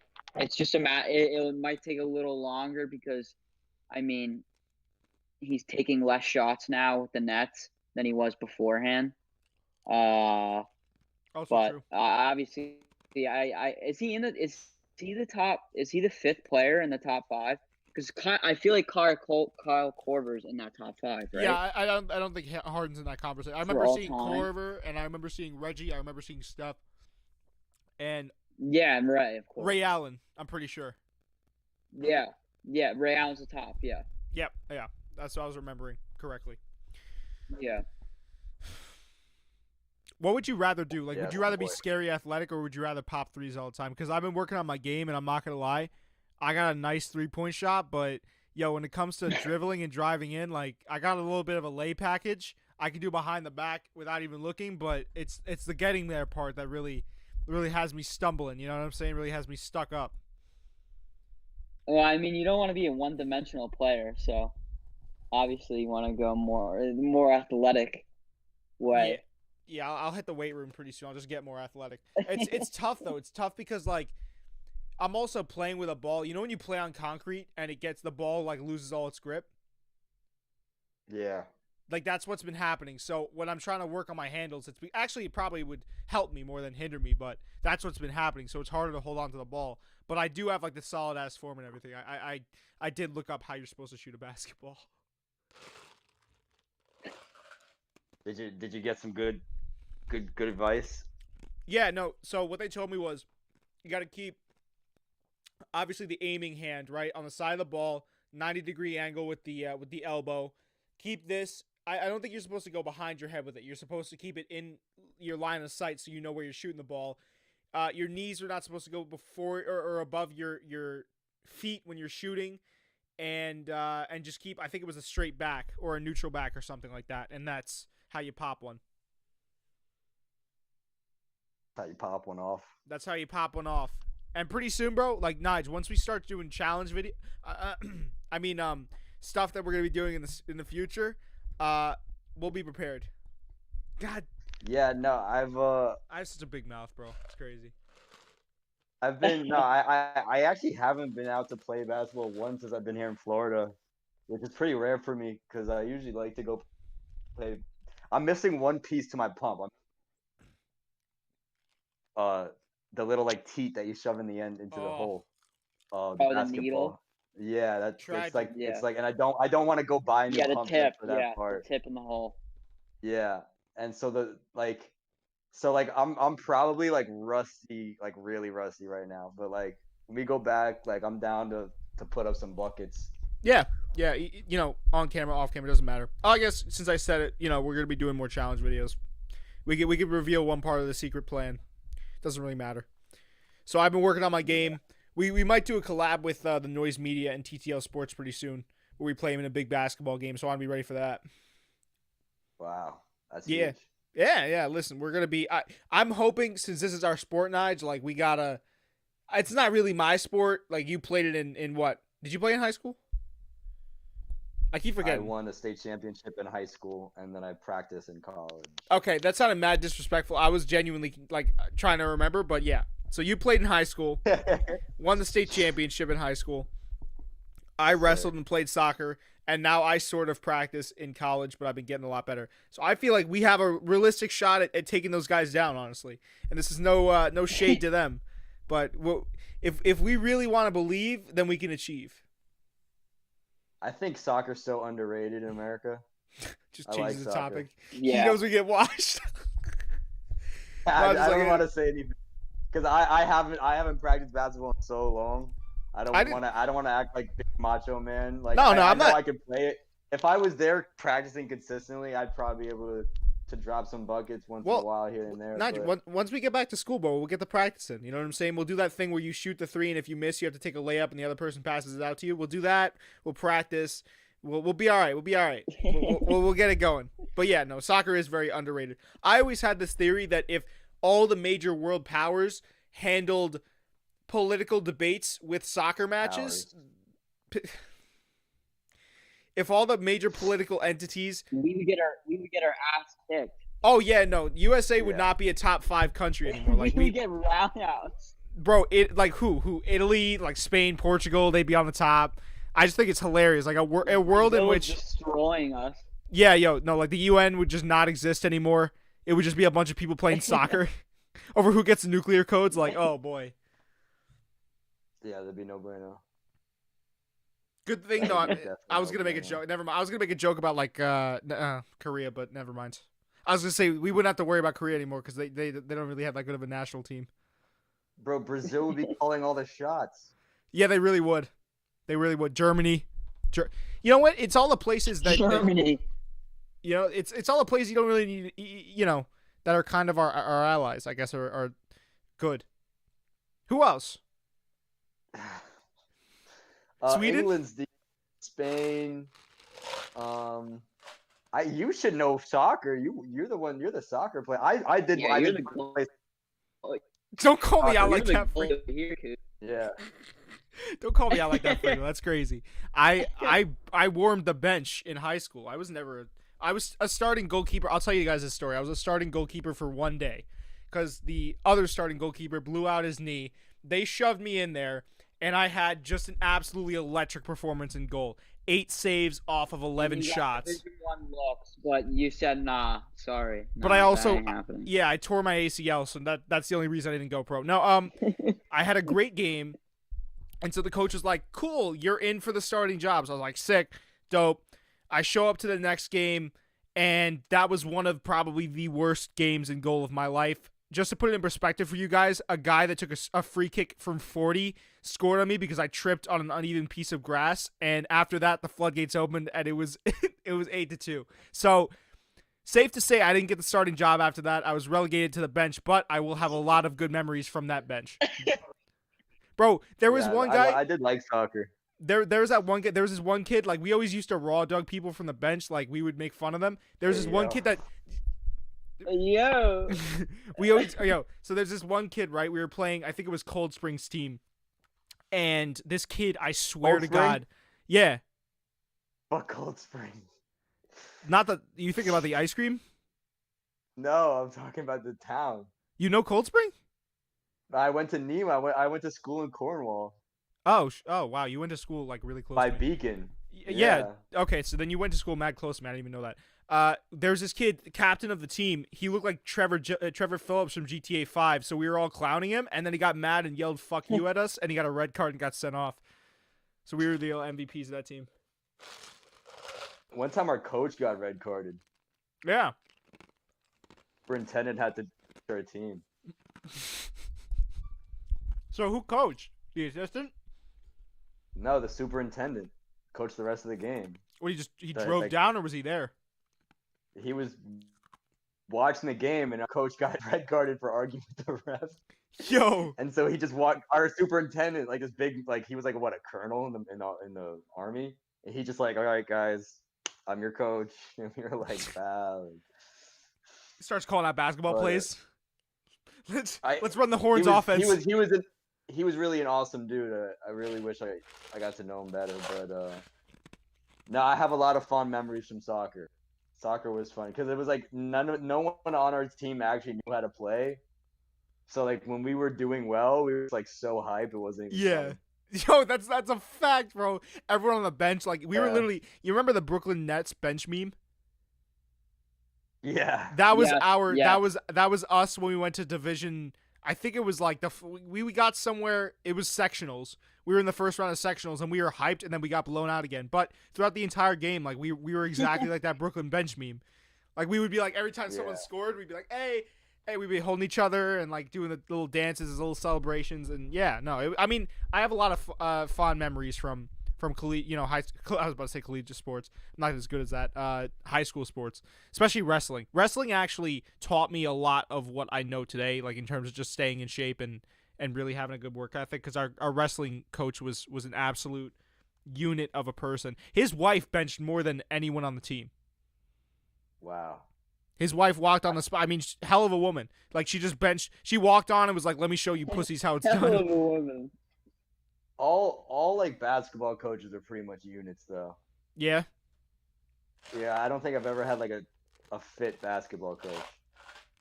Oh, I say unit in terms of being fit. Like my wrestling coach was in his 50s and he had a six pack. I thought you meant huge. Yeah. Oh no, he was huge, but he was like hench, bro. Like he was muscle. Jacked. Oh yeah. Okay. Yeah, I've never had a basketball coach that was like muscle. Bro, he broke some kid's arm from arm wrestling him in science class. Fox Lane's high school coach. He was a very tiny man. Tiny? Fox Lane, let's go. Wait. Oh, I'm not gonna say J. Do you know JH? Yeah. He followed me recently. Who? JH. I'll text it to you. I don't want to expose him on air. To the three people. JH. Yo, that was like my favorite. By the way, what was your favorite? Can we talk about our favorite spreading the floor clips of all time? My personal favorite, or in that top 3 conversation, Fred was like, "Oh boy, I don't watch enough." No, I'm playing.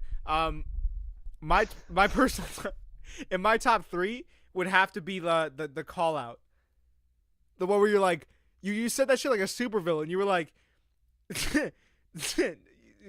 Bucks versus Lakers winning it all, or like Bucks versus Lakers in the finals, Lakers winning it all. And I was like, man, hey, when was that? It was I think it was episode 16. You were like, I've heard other people argue with me. I'm like, who? You were like, I'm not calling him out. I was like, call him out in the pod. And then you were like, oh yeah, I said Tommaso. Oh, Masa. And then I hit the Funk Flex bomb button. I was like, I don't even know who that is. That's my personal. Yeah, that'd probably go down to my personal. I was gonna try to animate that. Yeah, what happened to that? And it's so daunting to get started animating. So like I have a pretty good idea, but it's just like I'd have to like jump in and actually like start, and like that's hard. I think I'm at a point now where I probably could, but it would take me. I'm definitely gonna take my time on it, but that is something I do want to pick up. Yeah, dude. Now, if you could pick up animation, that'd be sick. Do you have any other? You know what I'm talking about. I just texted Fredo, the guy that actually ended up following me. JH, the GOAT. Hey, so Coop, did you play against like Washingtonville and like Cornwall and like Marlboro? What do you know, like how they had like AA, single A, and like AAA? What were you guys? Yeah. Well, you wouldn't have played against us. We were a private school. Yeah, so you guys were in a whole different bracket. No, we never played against you guys. We never played against Washingtonville or any of that, but I know Washingtonville was. You know where Washingtonville is? No, I didn't know it's public school. Okay, well, it's a little bit north of you. Never heard of that. Yeah, no. Maybe they're crazy good at football. I mean, have you heard of like Marlboro? Yeah. Yeah, I think they were pretty nice at one point. Cornwall was decent at basketball at one point. Beacon was good at basketball. Did you guys play Hackley then, at all, or no? Me? No, Nigel, you. No, we never played Hackley. No. We played I like was trying to think of. Poughkeepsie Day School. We played. Those are big rivals. We played Storm King School. Okay. They were like private school, like boarding school. We played all we played was like, well, I guess Poughkeepsie Day wasn't a boarding school, but we only played like private schools and like Catholic schools and stuff. Yeah, no, that's why I asked Hackley, because Hackley's a private school. You guys played mini I Ionas? don't remember. We might have. Yeah. We played Putnam Prep. Okay. We played Putnam Prep? Was that like prepping to go to Put? By the way, I mean, nobody's gonna really see. I went to Putnam Valley High School. That's like weird that there's a place called Putnam Prep when there's Putnam Valley, because we're in a valley right now. So school in Putnam. That's weird. But what was I gonna say? They were super good at basketball. We weren't really even good at anything. Our school kind of sucked at everything. Like the only thing we were notable for was the fact that we won a field hockey championship for girls in 2002. What's up? Yeah, I mean, listen, we got Fox that. Lane won Fox Lane won their section championship against Mount Vernon. That was like 5-6 years ago, I think. I know Fox Lane was very big. decent at sports. You guys had a very good sports program, if I'm not mistaken. Yeah, no, we did. Our baseball team was very good. Basketball was pretty good. It was baseball and basketball. Lacrosse was always good for us as well. Yeah. You guys had a lot of good hockey players, right? Frankie, they pushed them out, right? What? I said you guys pushed out a lot of hockey players, right? If I'm not mistaken. I mean, we pushed out one. Oh, I mean, what am I number thinking? Like 7. You guys pushed out baseball. Yeah, but we do you know who Trevor Zegras is? No. Me? Hockey player. Well, he was just drafted by the Anaheim Ducks like last year, and he was from Fox Lane. He was like number 7 overall, and he was just the best player on the USA hockey team for like he won MVP. It was like it was for the junior hockey USA team, and he won the MVP for it. Jesus. But yeah, no, baseball. There was a kid. Shout out to you. That went to Louisville. And who's going to be probably a top pick as well. That's crazy. Yeah, no. How long do you guys think that, like, because like this is like a very much like a test live stream, like we're just like, getting our, filling out the ropes a little bit, but like I legitimately think that if I could sit here and live stream for like if we're talking about something engaging and like actually doing something engaging, I think I could sit here for 5-6 hours if I needed to. Well, I that's can always sit here for however long. That's always a possibility, but on my end, from where I'm streaming, it might get a little bit choppy. So I was thinking we could call it at like 2 hours 30 minutes. I wouldn't mind going 3 hours because we're just about to hit the 2 hour mark here, and I'm enjoying the conversation and everything. But that's that's what I was thinking. Just as a because like you said, Nigel, it's a test stream at the moment. So, but it's going well. Yeah, we don't. I mean, we don't need to push it like what we want to call it, because there's only a couple people on it, who we appreciate deeply. But the OG fans, man. Yeah, no, I think if we needed to, I think I could put some hours out live streaming. Like I do like live streaming. Let's live stream. I mean, are you gonna live stream on your own, or are you saying for like the pod and just like, because honestly, I'd be down to like live stream. You know what I'm saying, off of the pod IP. You know what I'm saying? Yeah, like just separate from the pod as well, like just talking and shooting the shit or playing games or whatever. I'm down. I think we talked about that, and also having Fredo here does take like a lot of weight off of us. Yeah, Fredo's. Yeah, I do like having Fredo here. Even though sometimes his screen does look like the fucking, what is it? The Lamborghini High video. Like Fredo's screen deadass looks like you're searching for like shipwrecks in the Atlantic Ocean.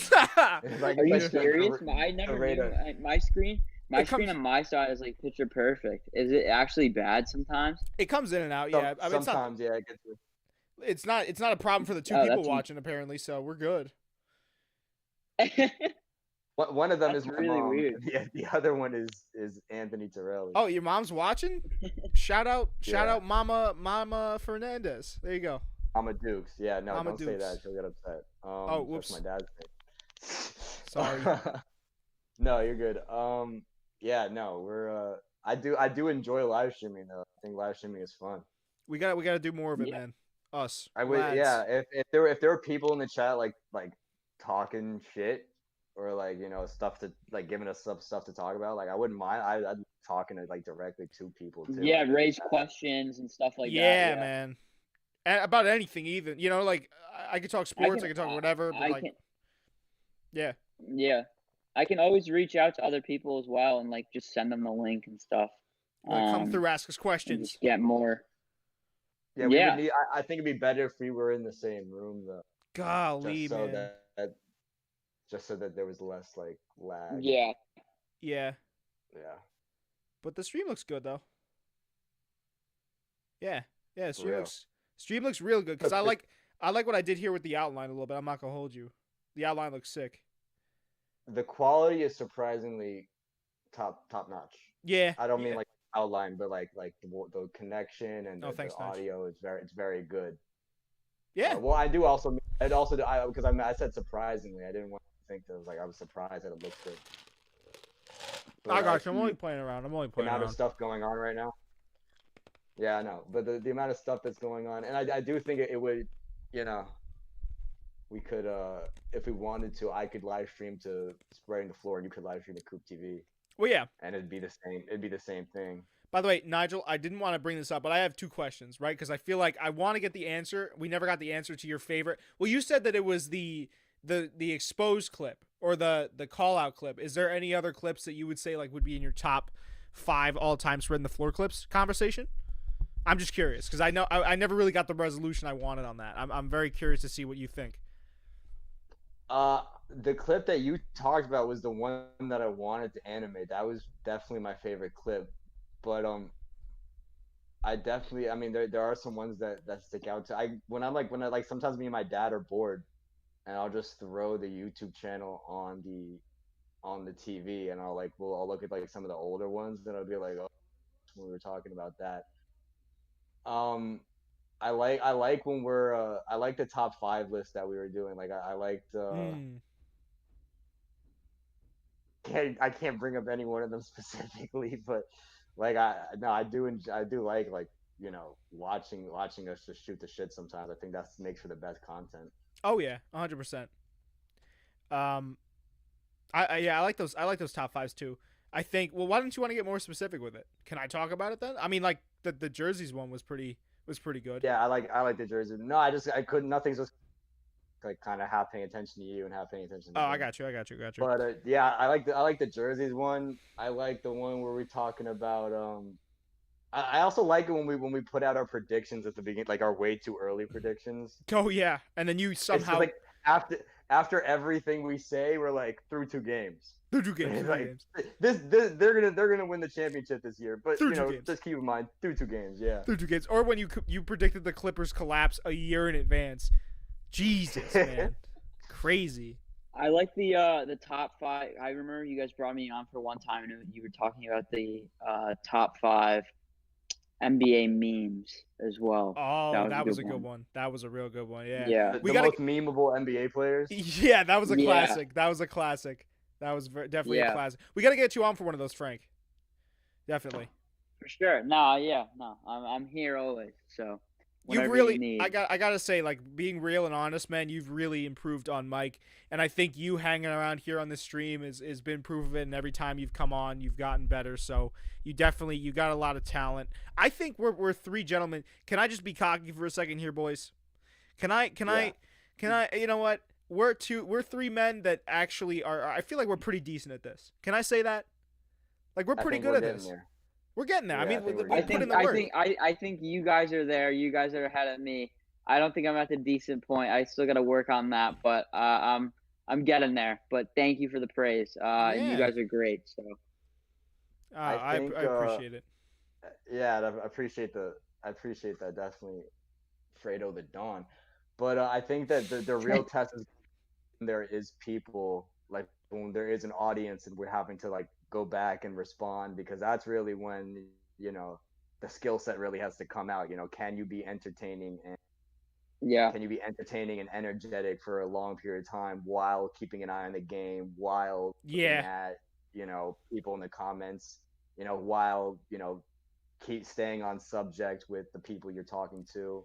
it's crazy. It's a lot to juggle. Well, Well, that's it's what you were. also taking You go ahead, Nige. Fredo.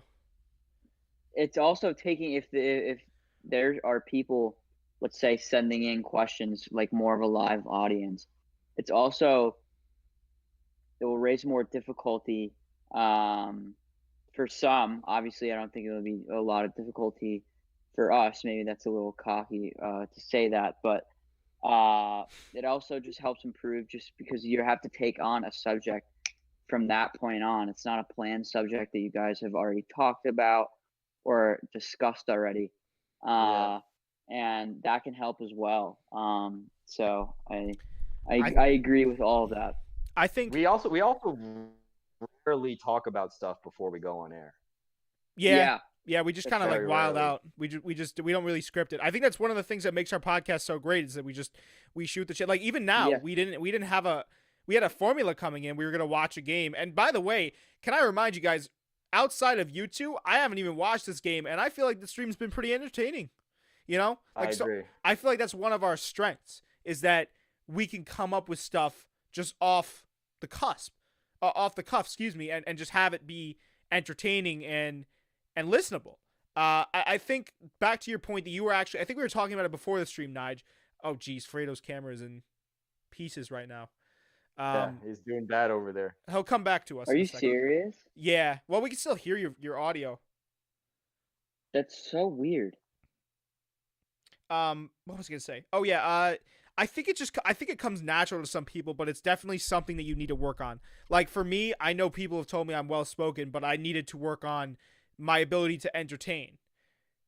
You know, Yeah, like for Nigel, I feel like you have like that. A lot of people, I'm gonna be honest with you, Nigel. A lot of people try to replicate what you have on mic with monikers or acts that they do on mic, and I'm not gonna call someone out, but it's something I've noticed is that a lot of people like the cool, calm, and collected attitude you have is definitely something. It's like a persona.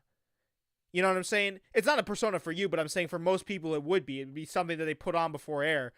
But for you, it just comes naturally. And Yeah. obviously, you're very intelligent because you're a double major. You do English, you do broadcasting, you're in front of the camera, so you're already well spoken. I think we just both have that kind of. I don't know.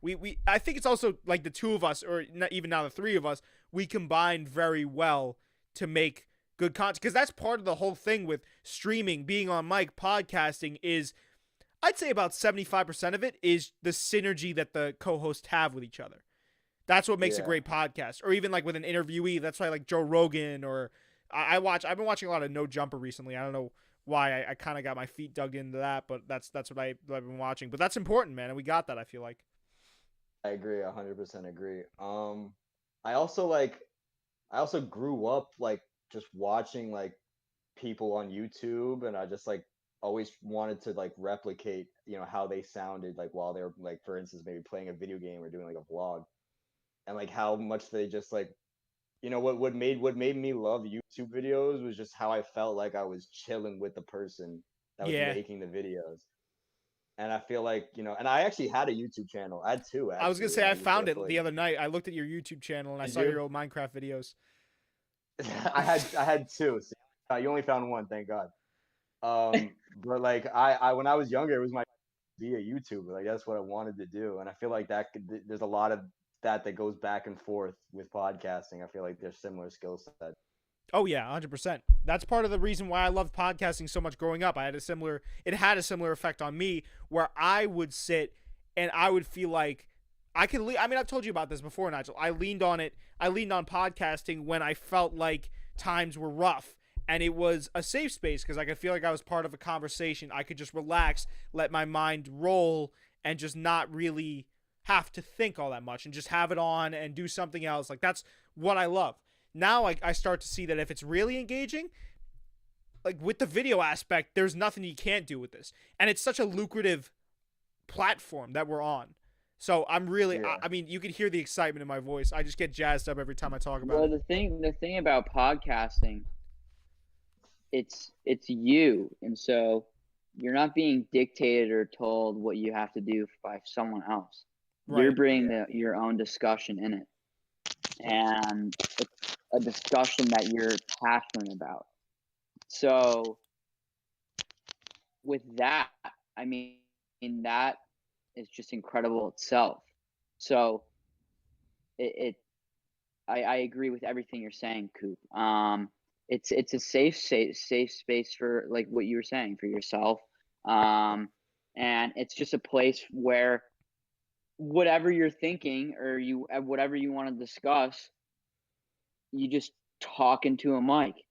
Yeah. And you don't even have to be talking to someone else face to face or virtual. You literally could just be talking on a mic, and there could be viewers not even saying anything, but they're just listening, and it's just you spewing and spewing. Yeah. And it's beautiful that we are able to have that platform now to do so. Oh yeah. Yeah. I agree. And it's very cool just to see how a lot of just young people, including all ourselves, but just a lot of other people, are starting to come to realize this and realize, well, actually, maybe my voice can be heard, and that type of thing. So it's very cool, and I'm very proud, for everyone that is starting a podcast, is in a podcast, and just very proud for you boys as well. Did you just see that play? Yeah, bro. I was like, what Yeah. the fuck? I didn't want to Yeah. interrupt you, bro. But I was That like, was holy nasty. shit. I feel like I'm so out of the loop. Can someone rotate their laptop so I can see? Bam blocked somebody, Okay. and the Heat ran down the court. Someone shot a three, and it didn't go in, and then Bam runs in out of Put back? nowhere and just put back dunk. Yeah. Coast to coast. I on love the- those. on the same play with two hands. Oh my gosh. Real quick. Bro, I was watching it. I was like, no. I saw you. I saw Yeah, you down there, know. Nigel. You were like, Yeah, I know. I didn't want to say anything, but I was like, I didn't know what I was watching. Like, he put it the dunk back. I was like, It was filthy. yeah, that was nuts. I was gonna Just say though. showed the replay again. I was gonna say Yeah. though. I think I really appreciate all the kind words, Fred, and I think you're definitely you've got it spot on. Just not only in talent, but in the feel out of the art form. So you're definitely, we're happy to have you along with us here. I do also think though that in the same way that you could say whatever you want on mic, obviously nowadays, and this is not me decrying or outcrying against cancel culture or anything, but there is a degree of danger that comes with this game that because I kind of lump streaming radio and podcasting into the same category, at least some kinds of streaming, because you're talking into the mic. Like what we're doing now could be considered an internet radio show. I think that there's a certain degree of danger that comes with that, where if everything you say, right, you could say whatever you want, but whatever you say, you're going to be held accountable for. So it's almost like I've had times, and also just like the probably the most tough part of podcasting for me, funnily enough, is not like the editing or the hosting part. It's the stuff, like I got that thing wrong about Canva before. That's like the hardest part, is just getting everything, because you're basically just having a conversation. So you're never 100% on with anything as a broadcaster. So that falls under the umbrella of people potentially getting canceled or messing up with facts or saying something that offends someone. It's also it's tricky in that sense. And like we have our jokes, but at the end of the day, you have to like limit yourself a little bit, I guess. No, exactly. But I mean, it's you're talking to a mic, you're talking into a mic, and you're expressing your own opinions.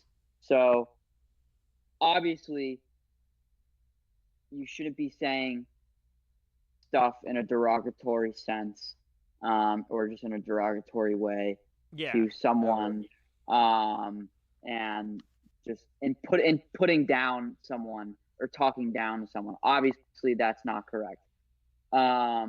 But the whole thing of just like with the cancel culture, if you're speaking your mind and you have a just opinion and you believe in your opinion, and it's like a just opinion, and people are still not people are never going to agree with you 100%. That's just how life works.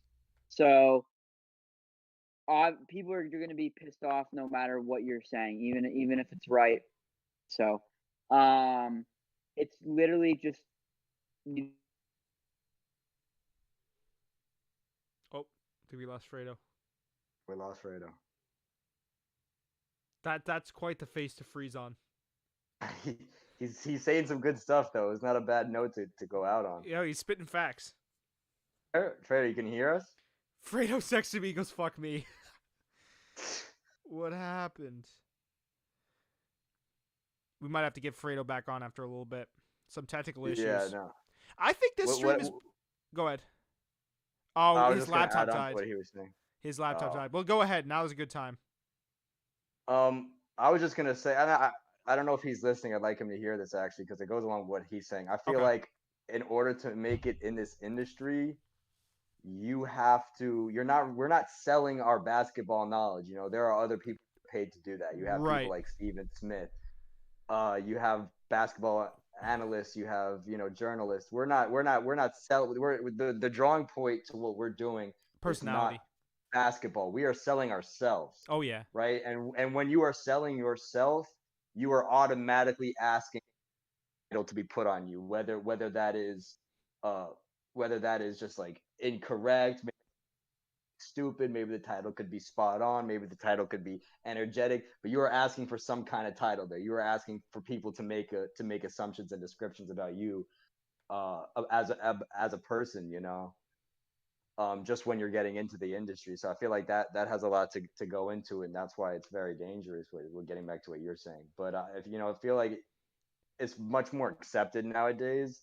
It's much more respectful, way to earn a living, as opposed to maybe 2012, right? Where oh, what do you do for a living? Oh, I podcast. And it's like, okay, but what do you really do for a living? It's more like people know about it now. It's more of a thing. I think that's very good, but yeah, podcast is super fun. It's super duper fun, and I like what you said, Nigel. Like, everyone now is looking, because it's something that we can name drop Dirge on this, right? Like, that's something that Dirge, our professor at Iona, he's like, not even his name. It's just our nickname. Can we drop a nickname on him? Can we drop a nickname real quick? Well, hopefully the quality isn't that bad here. I really hope that it's not. Like, hold on, let me see if I can fix this while I'm talking. But yeah, like, that's something that Dirge preaches, is that you walk a fine line in between. Oh, whoa. There we go. Hold on one sec. Oh, yeah, you're like moving us around and stuff. I am, yeah. We're going for a ride a little bit here. Boom. Okay, so it's something that our mass comm professor Dirge, he preaches, right? Is, you can't be too offensive, but you also have to have a distinct personality, and I feel like even sometimes you have to be loud. You think about the best podcasters, Joe Budden, the Flagrant 2 boys. You might not know some of the people I'm talking about here. Flagrant 2, Joe Budden, Brilliant Idiots. Think about the Breakfast Club. Like, they all lean on being loud sometimes. There are other podcasts, sure, like All the Smoke and Joe Rogan, that don't have to lean on being loud, but like, you're right. It's this sweet area, this sweet spot that you have to find where you can't be too offensive, but you also have to be super opinionated and super entertaining, and you have to have jokes, and you have to find this perfect formula and pile that on top of the fact that nobody knows the blueprint for success, at least in podcasting. In streaming, it's different. In radio, it's different, but with podcasting, that's what makes it so enticing to me, sort of, also, is that, nobody really knows how to get popping. Yeah. I agree with you. It's just, and I think that's because Dirge is he's really good at what he's back. I gotta fly us around again. Is our Discord public? Can anyone join it? No, I have it private at the moment, but Torelli actually made the suggestion to make it. I think we should. I think that's a good idea. I think that'd just be have sick. people pop in on the stream. Yeah, and then we could just have people not even pop in on the stream, just have a public. Oh yeah, no, text chat where yeah. people could just like bullshit. 100%. Oh, I threw something in off topic, by the way. I'm trying to learn how to use Discord because I do think Discord is pretty cool. But Sorry for the technical difficulties. oh, it's all right. yeah, you're good. Don't let it happen again. No, I'm kidding. Can we talk about how Skype had like a 10-year head start And they still got smoked. and they still got smoked by just Yeah. Zoom?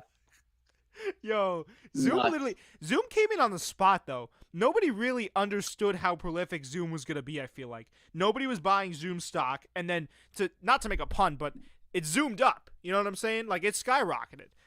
And as a platform, I mean, nobody could have foreseen Corona happening, but yeah, I mean, it's just it's a crazy Yeah. reality we're in. I don't even use because Skype's kind of personally to me it's a little bit stupid. I used it for the first live stream I ever did, and it was very unreliable. Discord's probably the best out of all of them. I don't think I've used Skype in like freaking 7 years or so. We used to live on Skype. We used to live Yeah, yo. on Skype, bro. I had my own Minecraft server. Whoa. Like it was like a public one too. And we used to just have like 10 of us who would just hop on the Skype and see who was like on the server. You know, I used to spit game on Skype. What that means. Spit game to honeys, bro. I was spitting game to all the girls on Right. Skype. No, exactly. That's that what was you the Had, you had did. you had Seventh, Skype eighth hoes. grade. What? Yeah. You had Skype bitch. Yo, he said Skype.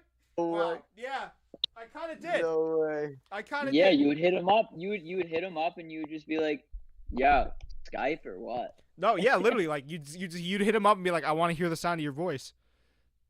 Hey yo. Hey, I never You guys actually said remember that. Omegle? What's up? Oh, guys- Megly. Omegle, yeah. Omegle or Omegle? Or That was always remember that was always a flip of the coin. That was always a coin toss as to whether or not you'd see some foul shit.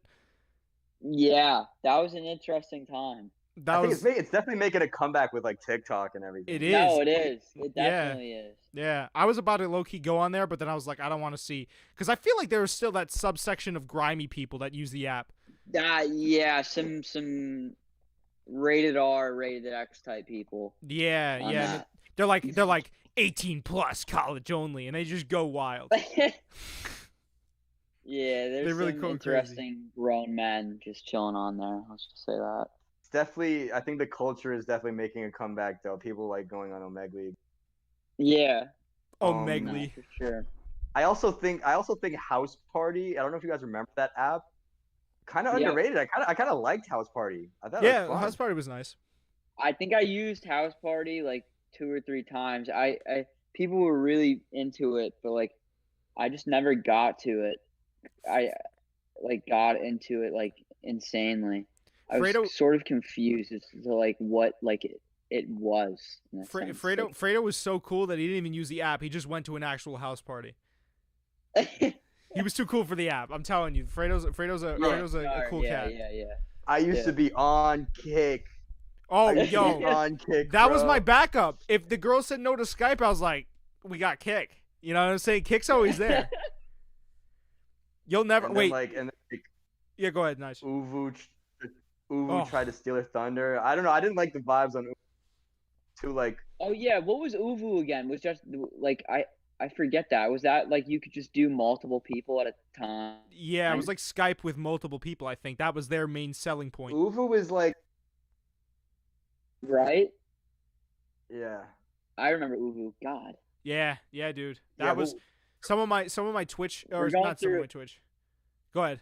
We're going down memory lane right now. We are. I remember Keep some of going, my bro.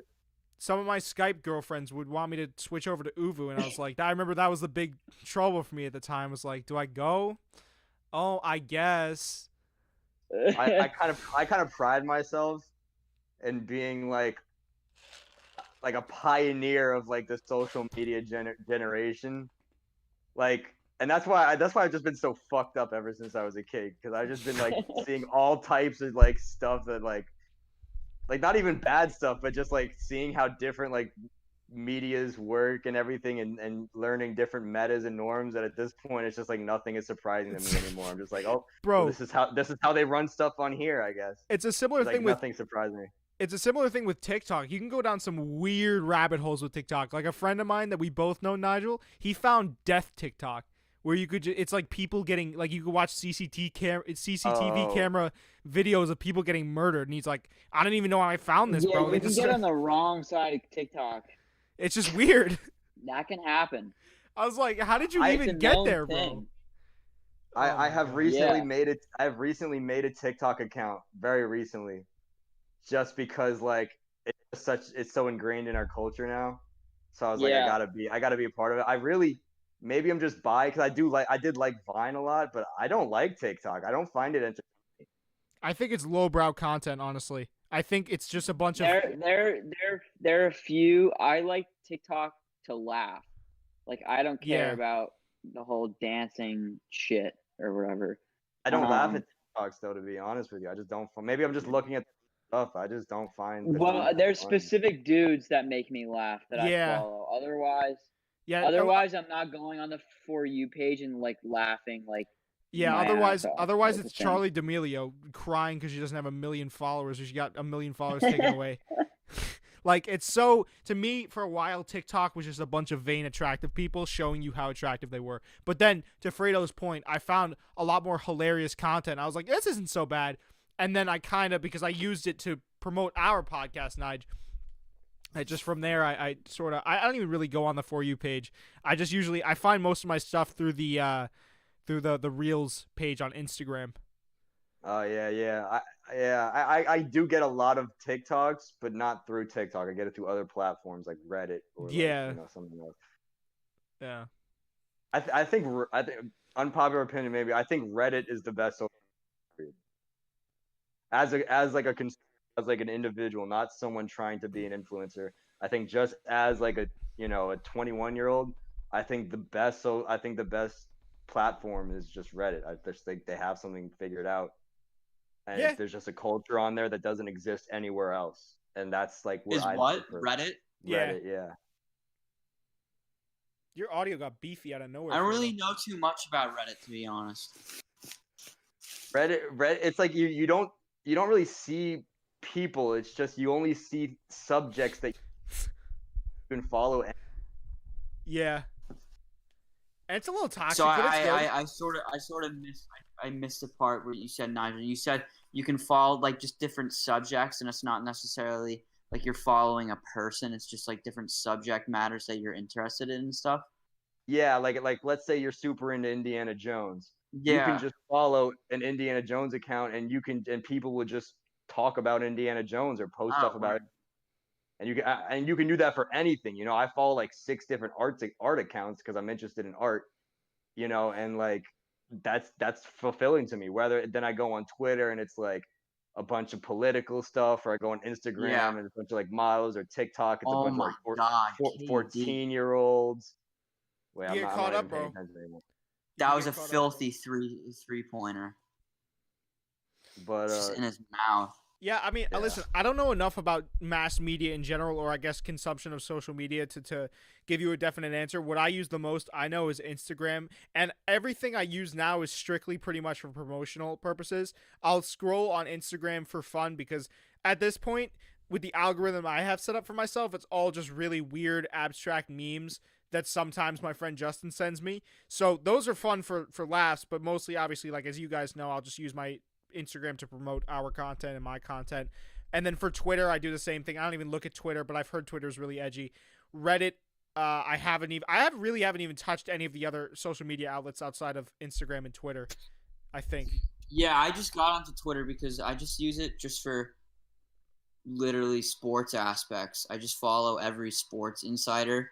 That's true. I get a lot of news from Twitter, yeah. I follow like Adrian Wojnarowski, Shams.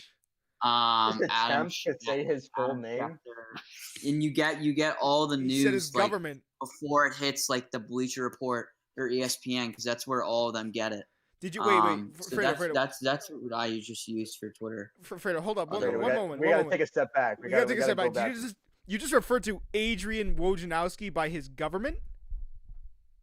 Adrian Wojnarowski. Excuse me. Yes, Adrian Wojnarowski. You just referred to him as his government name.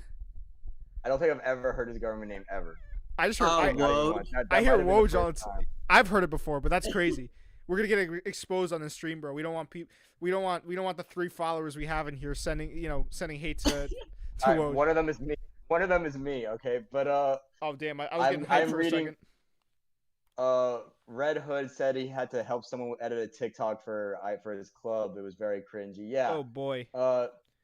I feel like a lot of TikTok is just cringe, and I mean, and you got to be careful with saying that around, because there is a lot of good content on TikTok.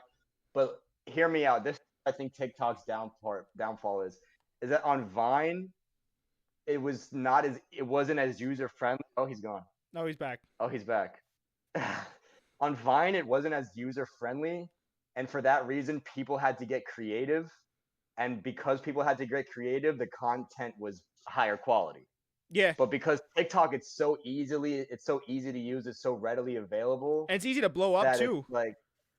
It doesn't matter. You can post shit, and it could be, it could become very popular. And for that reason, I feel like the average quality content of the two social medias, TikTok just doesn't stand a chance. Let's talk. Yeah, go ahead. No, I didn't mean to cut you off there. My fault. Were you good? You were done? I was gonna say let's talk OnlyFans for a second. What's up with that, huh? OnlyFans. No, I'm legitimately. I don't give a shit. I'll talk about OnlyFans. No, I'm not joking around. I'm legitimately confused. Like, I want to know why. I mean, I get why certain people do it to pay the bills, and listen. I don't. But the thing is, I understand what you're saying. I don't get the viewers that are paying. And there's free stuff out there. Let's be honest. Because the type of product that is being shown on OnlyFans is free a lot of other platforms and places. So why pay for it? Yeah. For OnlyFans? Like Brazzers exists. Don't understand that. What you're missing the point. You are literally on a live stream right now where we are interacting with people who are talking to us, right? Live streams are notorious for interaction with the viewers. People like donating. People like to feel involved, right? And for that reason, when you true. subscribe to I don't think that's the OnlyFans, same. You are communicating directly to that person. I thought it was you watching. I thought it was you paying to watch people get their back blown out. There are free live stream purposes with that product that are available that you don't necessarily have to pay for. Yeah, but people also like paying for stuff. Wait a second. Wait. Can I just stop this for a second? People like to have control, I guess. Right. Well, yeah, but also there are people that pay to watch. To Fredo's point, pay to watch people get their backs blown out when they can do it for free.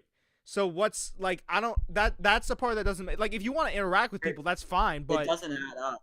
It doesn't. That part doesn't add up, at least. I think there's a market for it. Like, I personally have. I'm not going to pay for anyone's OnlyFans unless I know them and I really want to see it. I might pay for a month. Some girl from our school hit me up with her OnlyFans code, and I was like, I'm all right. I'm not going to expose who it was, but yeah. Yeah, no, but I think you guys are missing you guys are in this business. You know what I'm saying? That people like to. I'm not in that business. Don't put that on me. You could go on, look, you can go on Twitch right now, go to any gaming video, and you can either be one of the viewers or you could be someone donating $100 and your name pops up on the screen and you can say what you want to the entire audience. I'm not saying OnlyFans is like that. I doubt it. I actually don't know. I don't even. I don't think so. I wouldn't imagine. But people enjoy being that involved, and that's where the media shines. They give like, it might be stupid, yes, but it's just giving people the ability. If some people want to do that, bro. Some people want to stand out. You know what I'm saying? It's get attention from someone who's broadcasting to a lot of people. And people like spending money, especially if you have too much money. Like, why not? Shoot. Well, I think that it's also become very lucrative.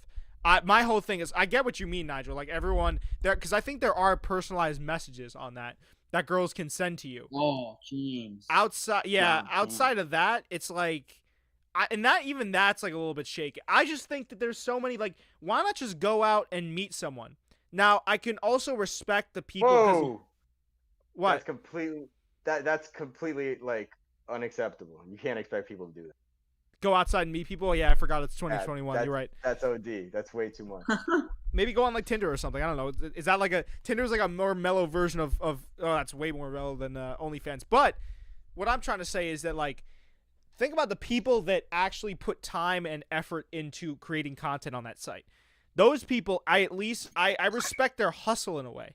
You know what I'm saying? Like, no, I'm serious. They have like professional lighting. There's like a boom operator in the corner. You know, it's good stuff, man. It's not that I know, but you know, the production. Oh boy, I just really framed myself, huh?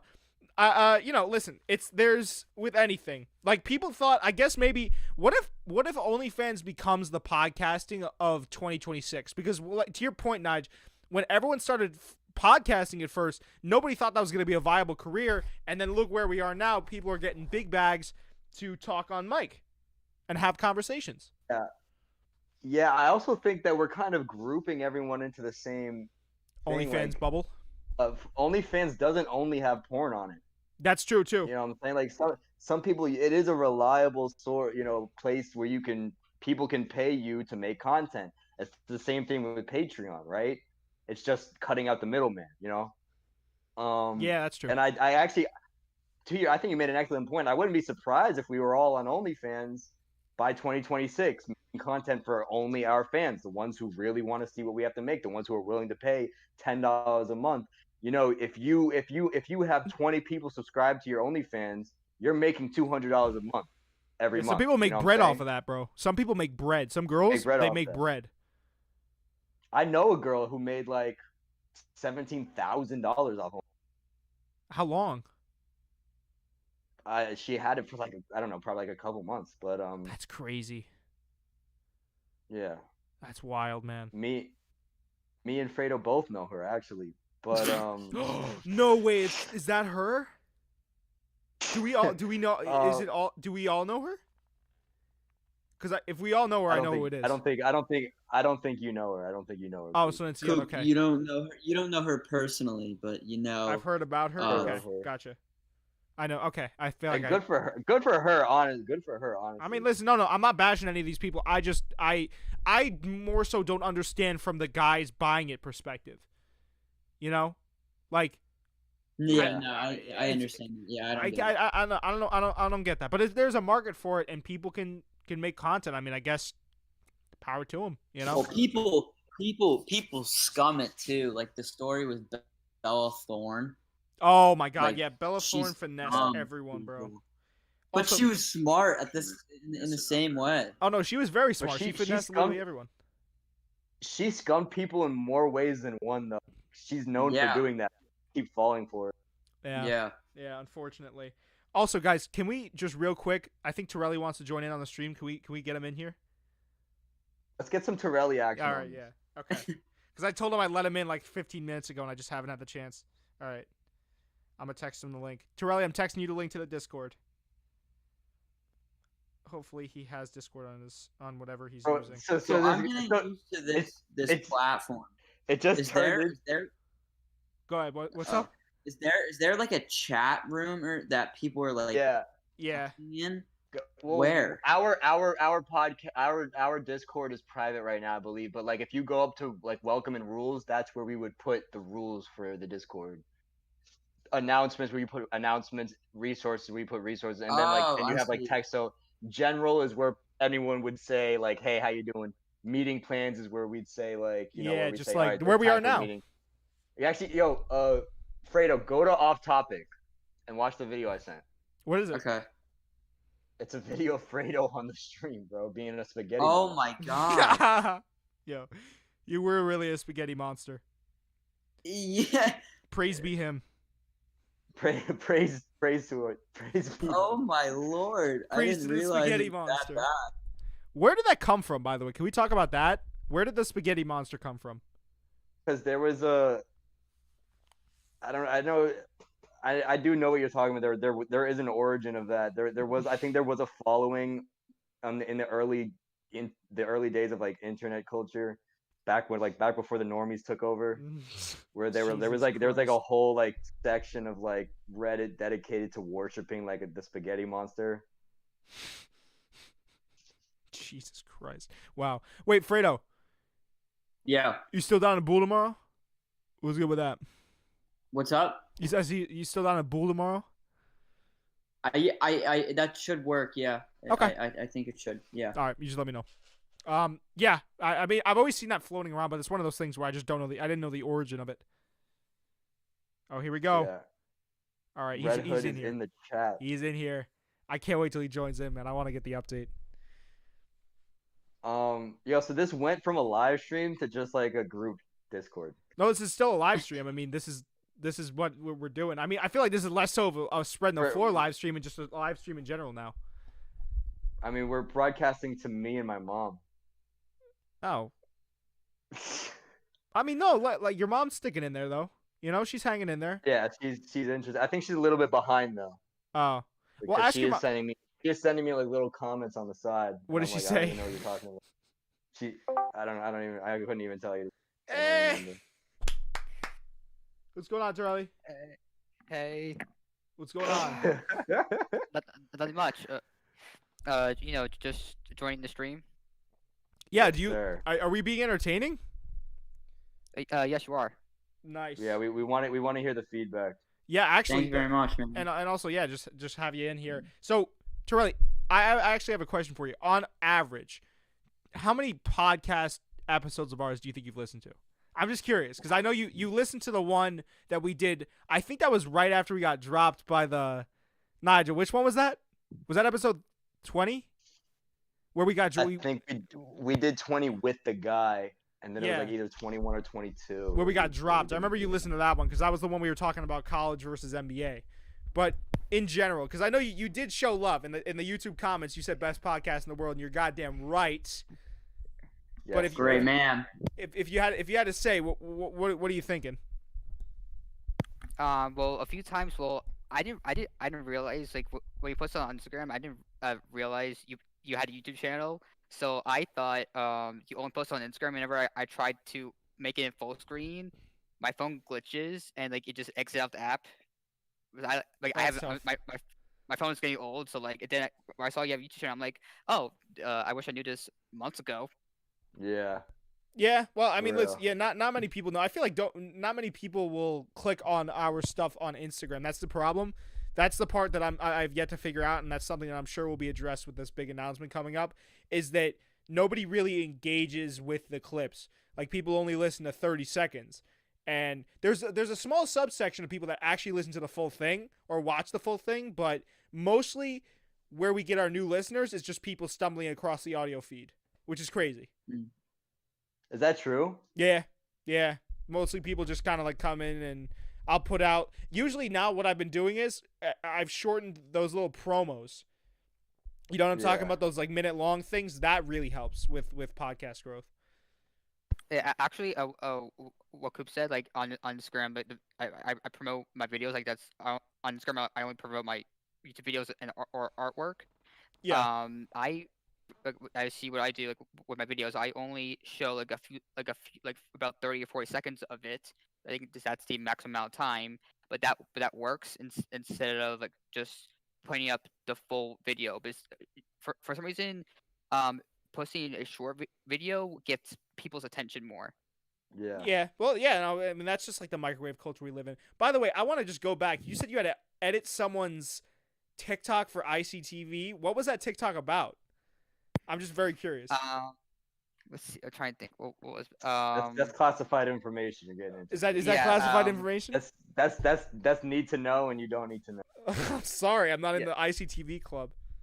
I'll tell you at school. I won't say it live.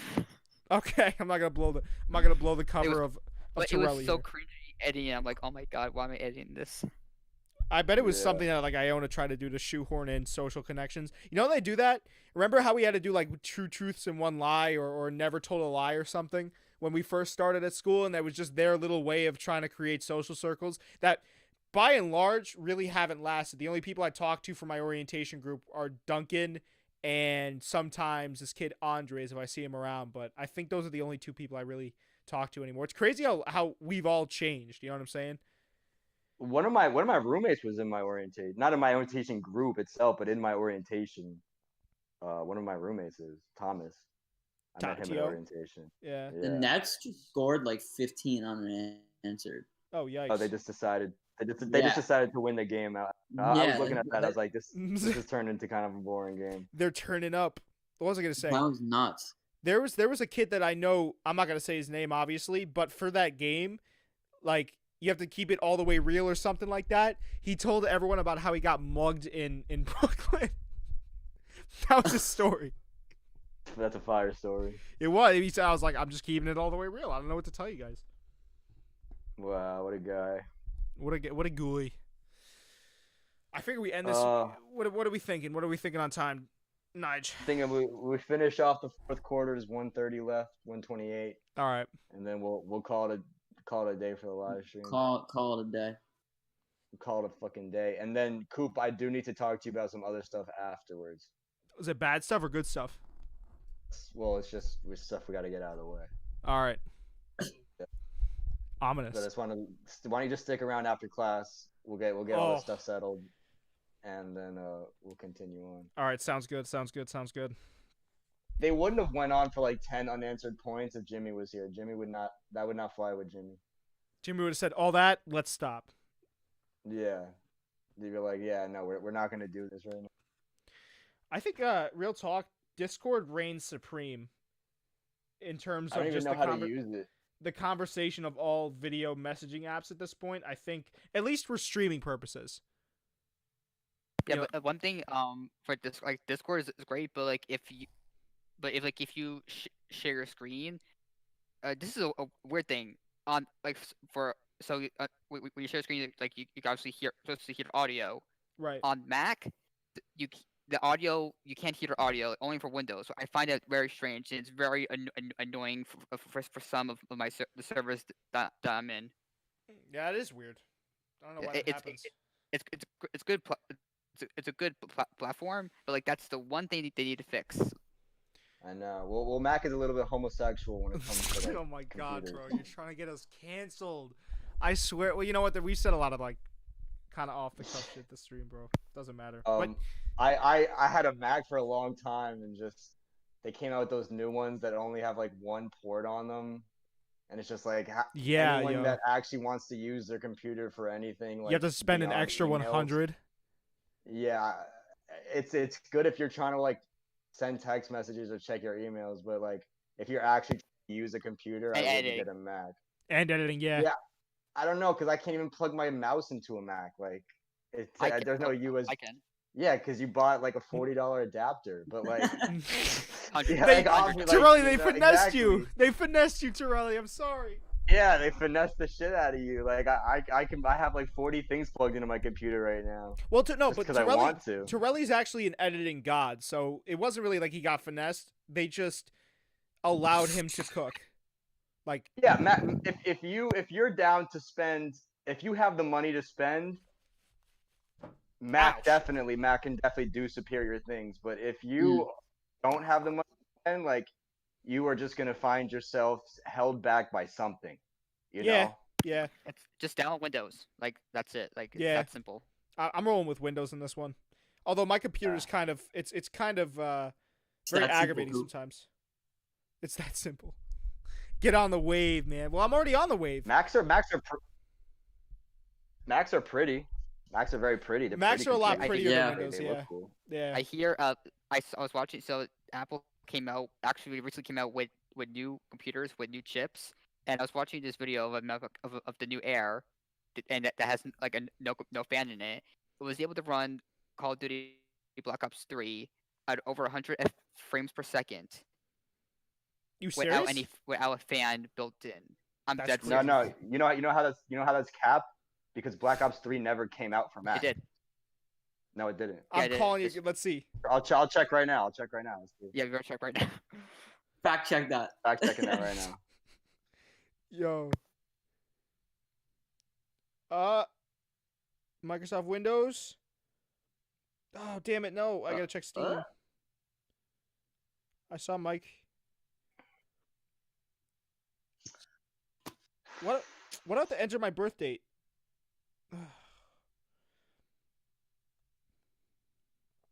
Mm-hmm. Oh, it did come out for Mac. Let's see what you need to run it on Mac. Apparently for the new one, Yeah, not much. actually, for my computer, like for editing, I use an external graphics card that I plug into my computer. So instead of using the built-in card that's right in the computer, I use an outside source to boost the performance, which helps a lot with Yeah. editing and gaming. I think you told me Like, about if- that, right, Torelli? You told me to get an Yeah. external graphics out card because I was complaining about how my computer combusts every time I try to edit a podcast. This thing saves me so many times, like for ICTV. So in order to run Black Ops 3 on a Mac, you need 8 gigabytes of RAM, Jeez. 150 gigs of available storage space. I had a MacBook Pro, like top of the line. I only had 8 gigs of RAM, and I had like 130 gigs available space. So I wouldn't be able to fit the game on my computer. Well, now the new Air can run it without a fan at high settings. I'd really like to see that. That Air must have costed like $8,000 because no Air that I'm getting can run Black Ops 3. Because Apple produced something called an M1 chip. So like they replaced they're not using Intel. So they replaced it with Intel, and those chips crushed Intel. Basically, what Torelli is saying, Nigel. I'm happy to hear that. What Torelli is saying, Nigel, is that he has the Ferrari of Mac laptops, and only like 3 of them have been produced. And you, yeah, He only gave an arm and a limb for it. yeah, that's crazy. I mean, that's crazy. Do we want to? No, it just cost me my soul. Boys, it was a pleasure. Okay. Yeah. We should probably wrap it up. Yeah, it's getting late. Getting Time hot- for me to. it's getting See hot you, style in boys. here. I'll talk to you boys soon. Okay, Fred. I I'll talk to appreciate you. God God bless, appreciate boys. being on the podcast. No Yeah, problem, man, thank you Torelli. for sticking around. Thanks for swinging by and watching. Yeah, man. 100%. Yeah. All right. I'll see you guys at school. All right. Talk to be you. safe. All right, let me shut down this live stream real quick. Thanks for listening, peeps. This was a good one. This was a fun one. Yeah. I've hit these numbers alone, but alone is just not the same. Yeah. Oh, boy, it's going to take a while to end this. Hold on, I'm going to stop streaming here. Okay, if this is the end, goodbye, people. If not, it'll be awkward, but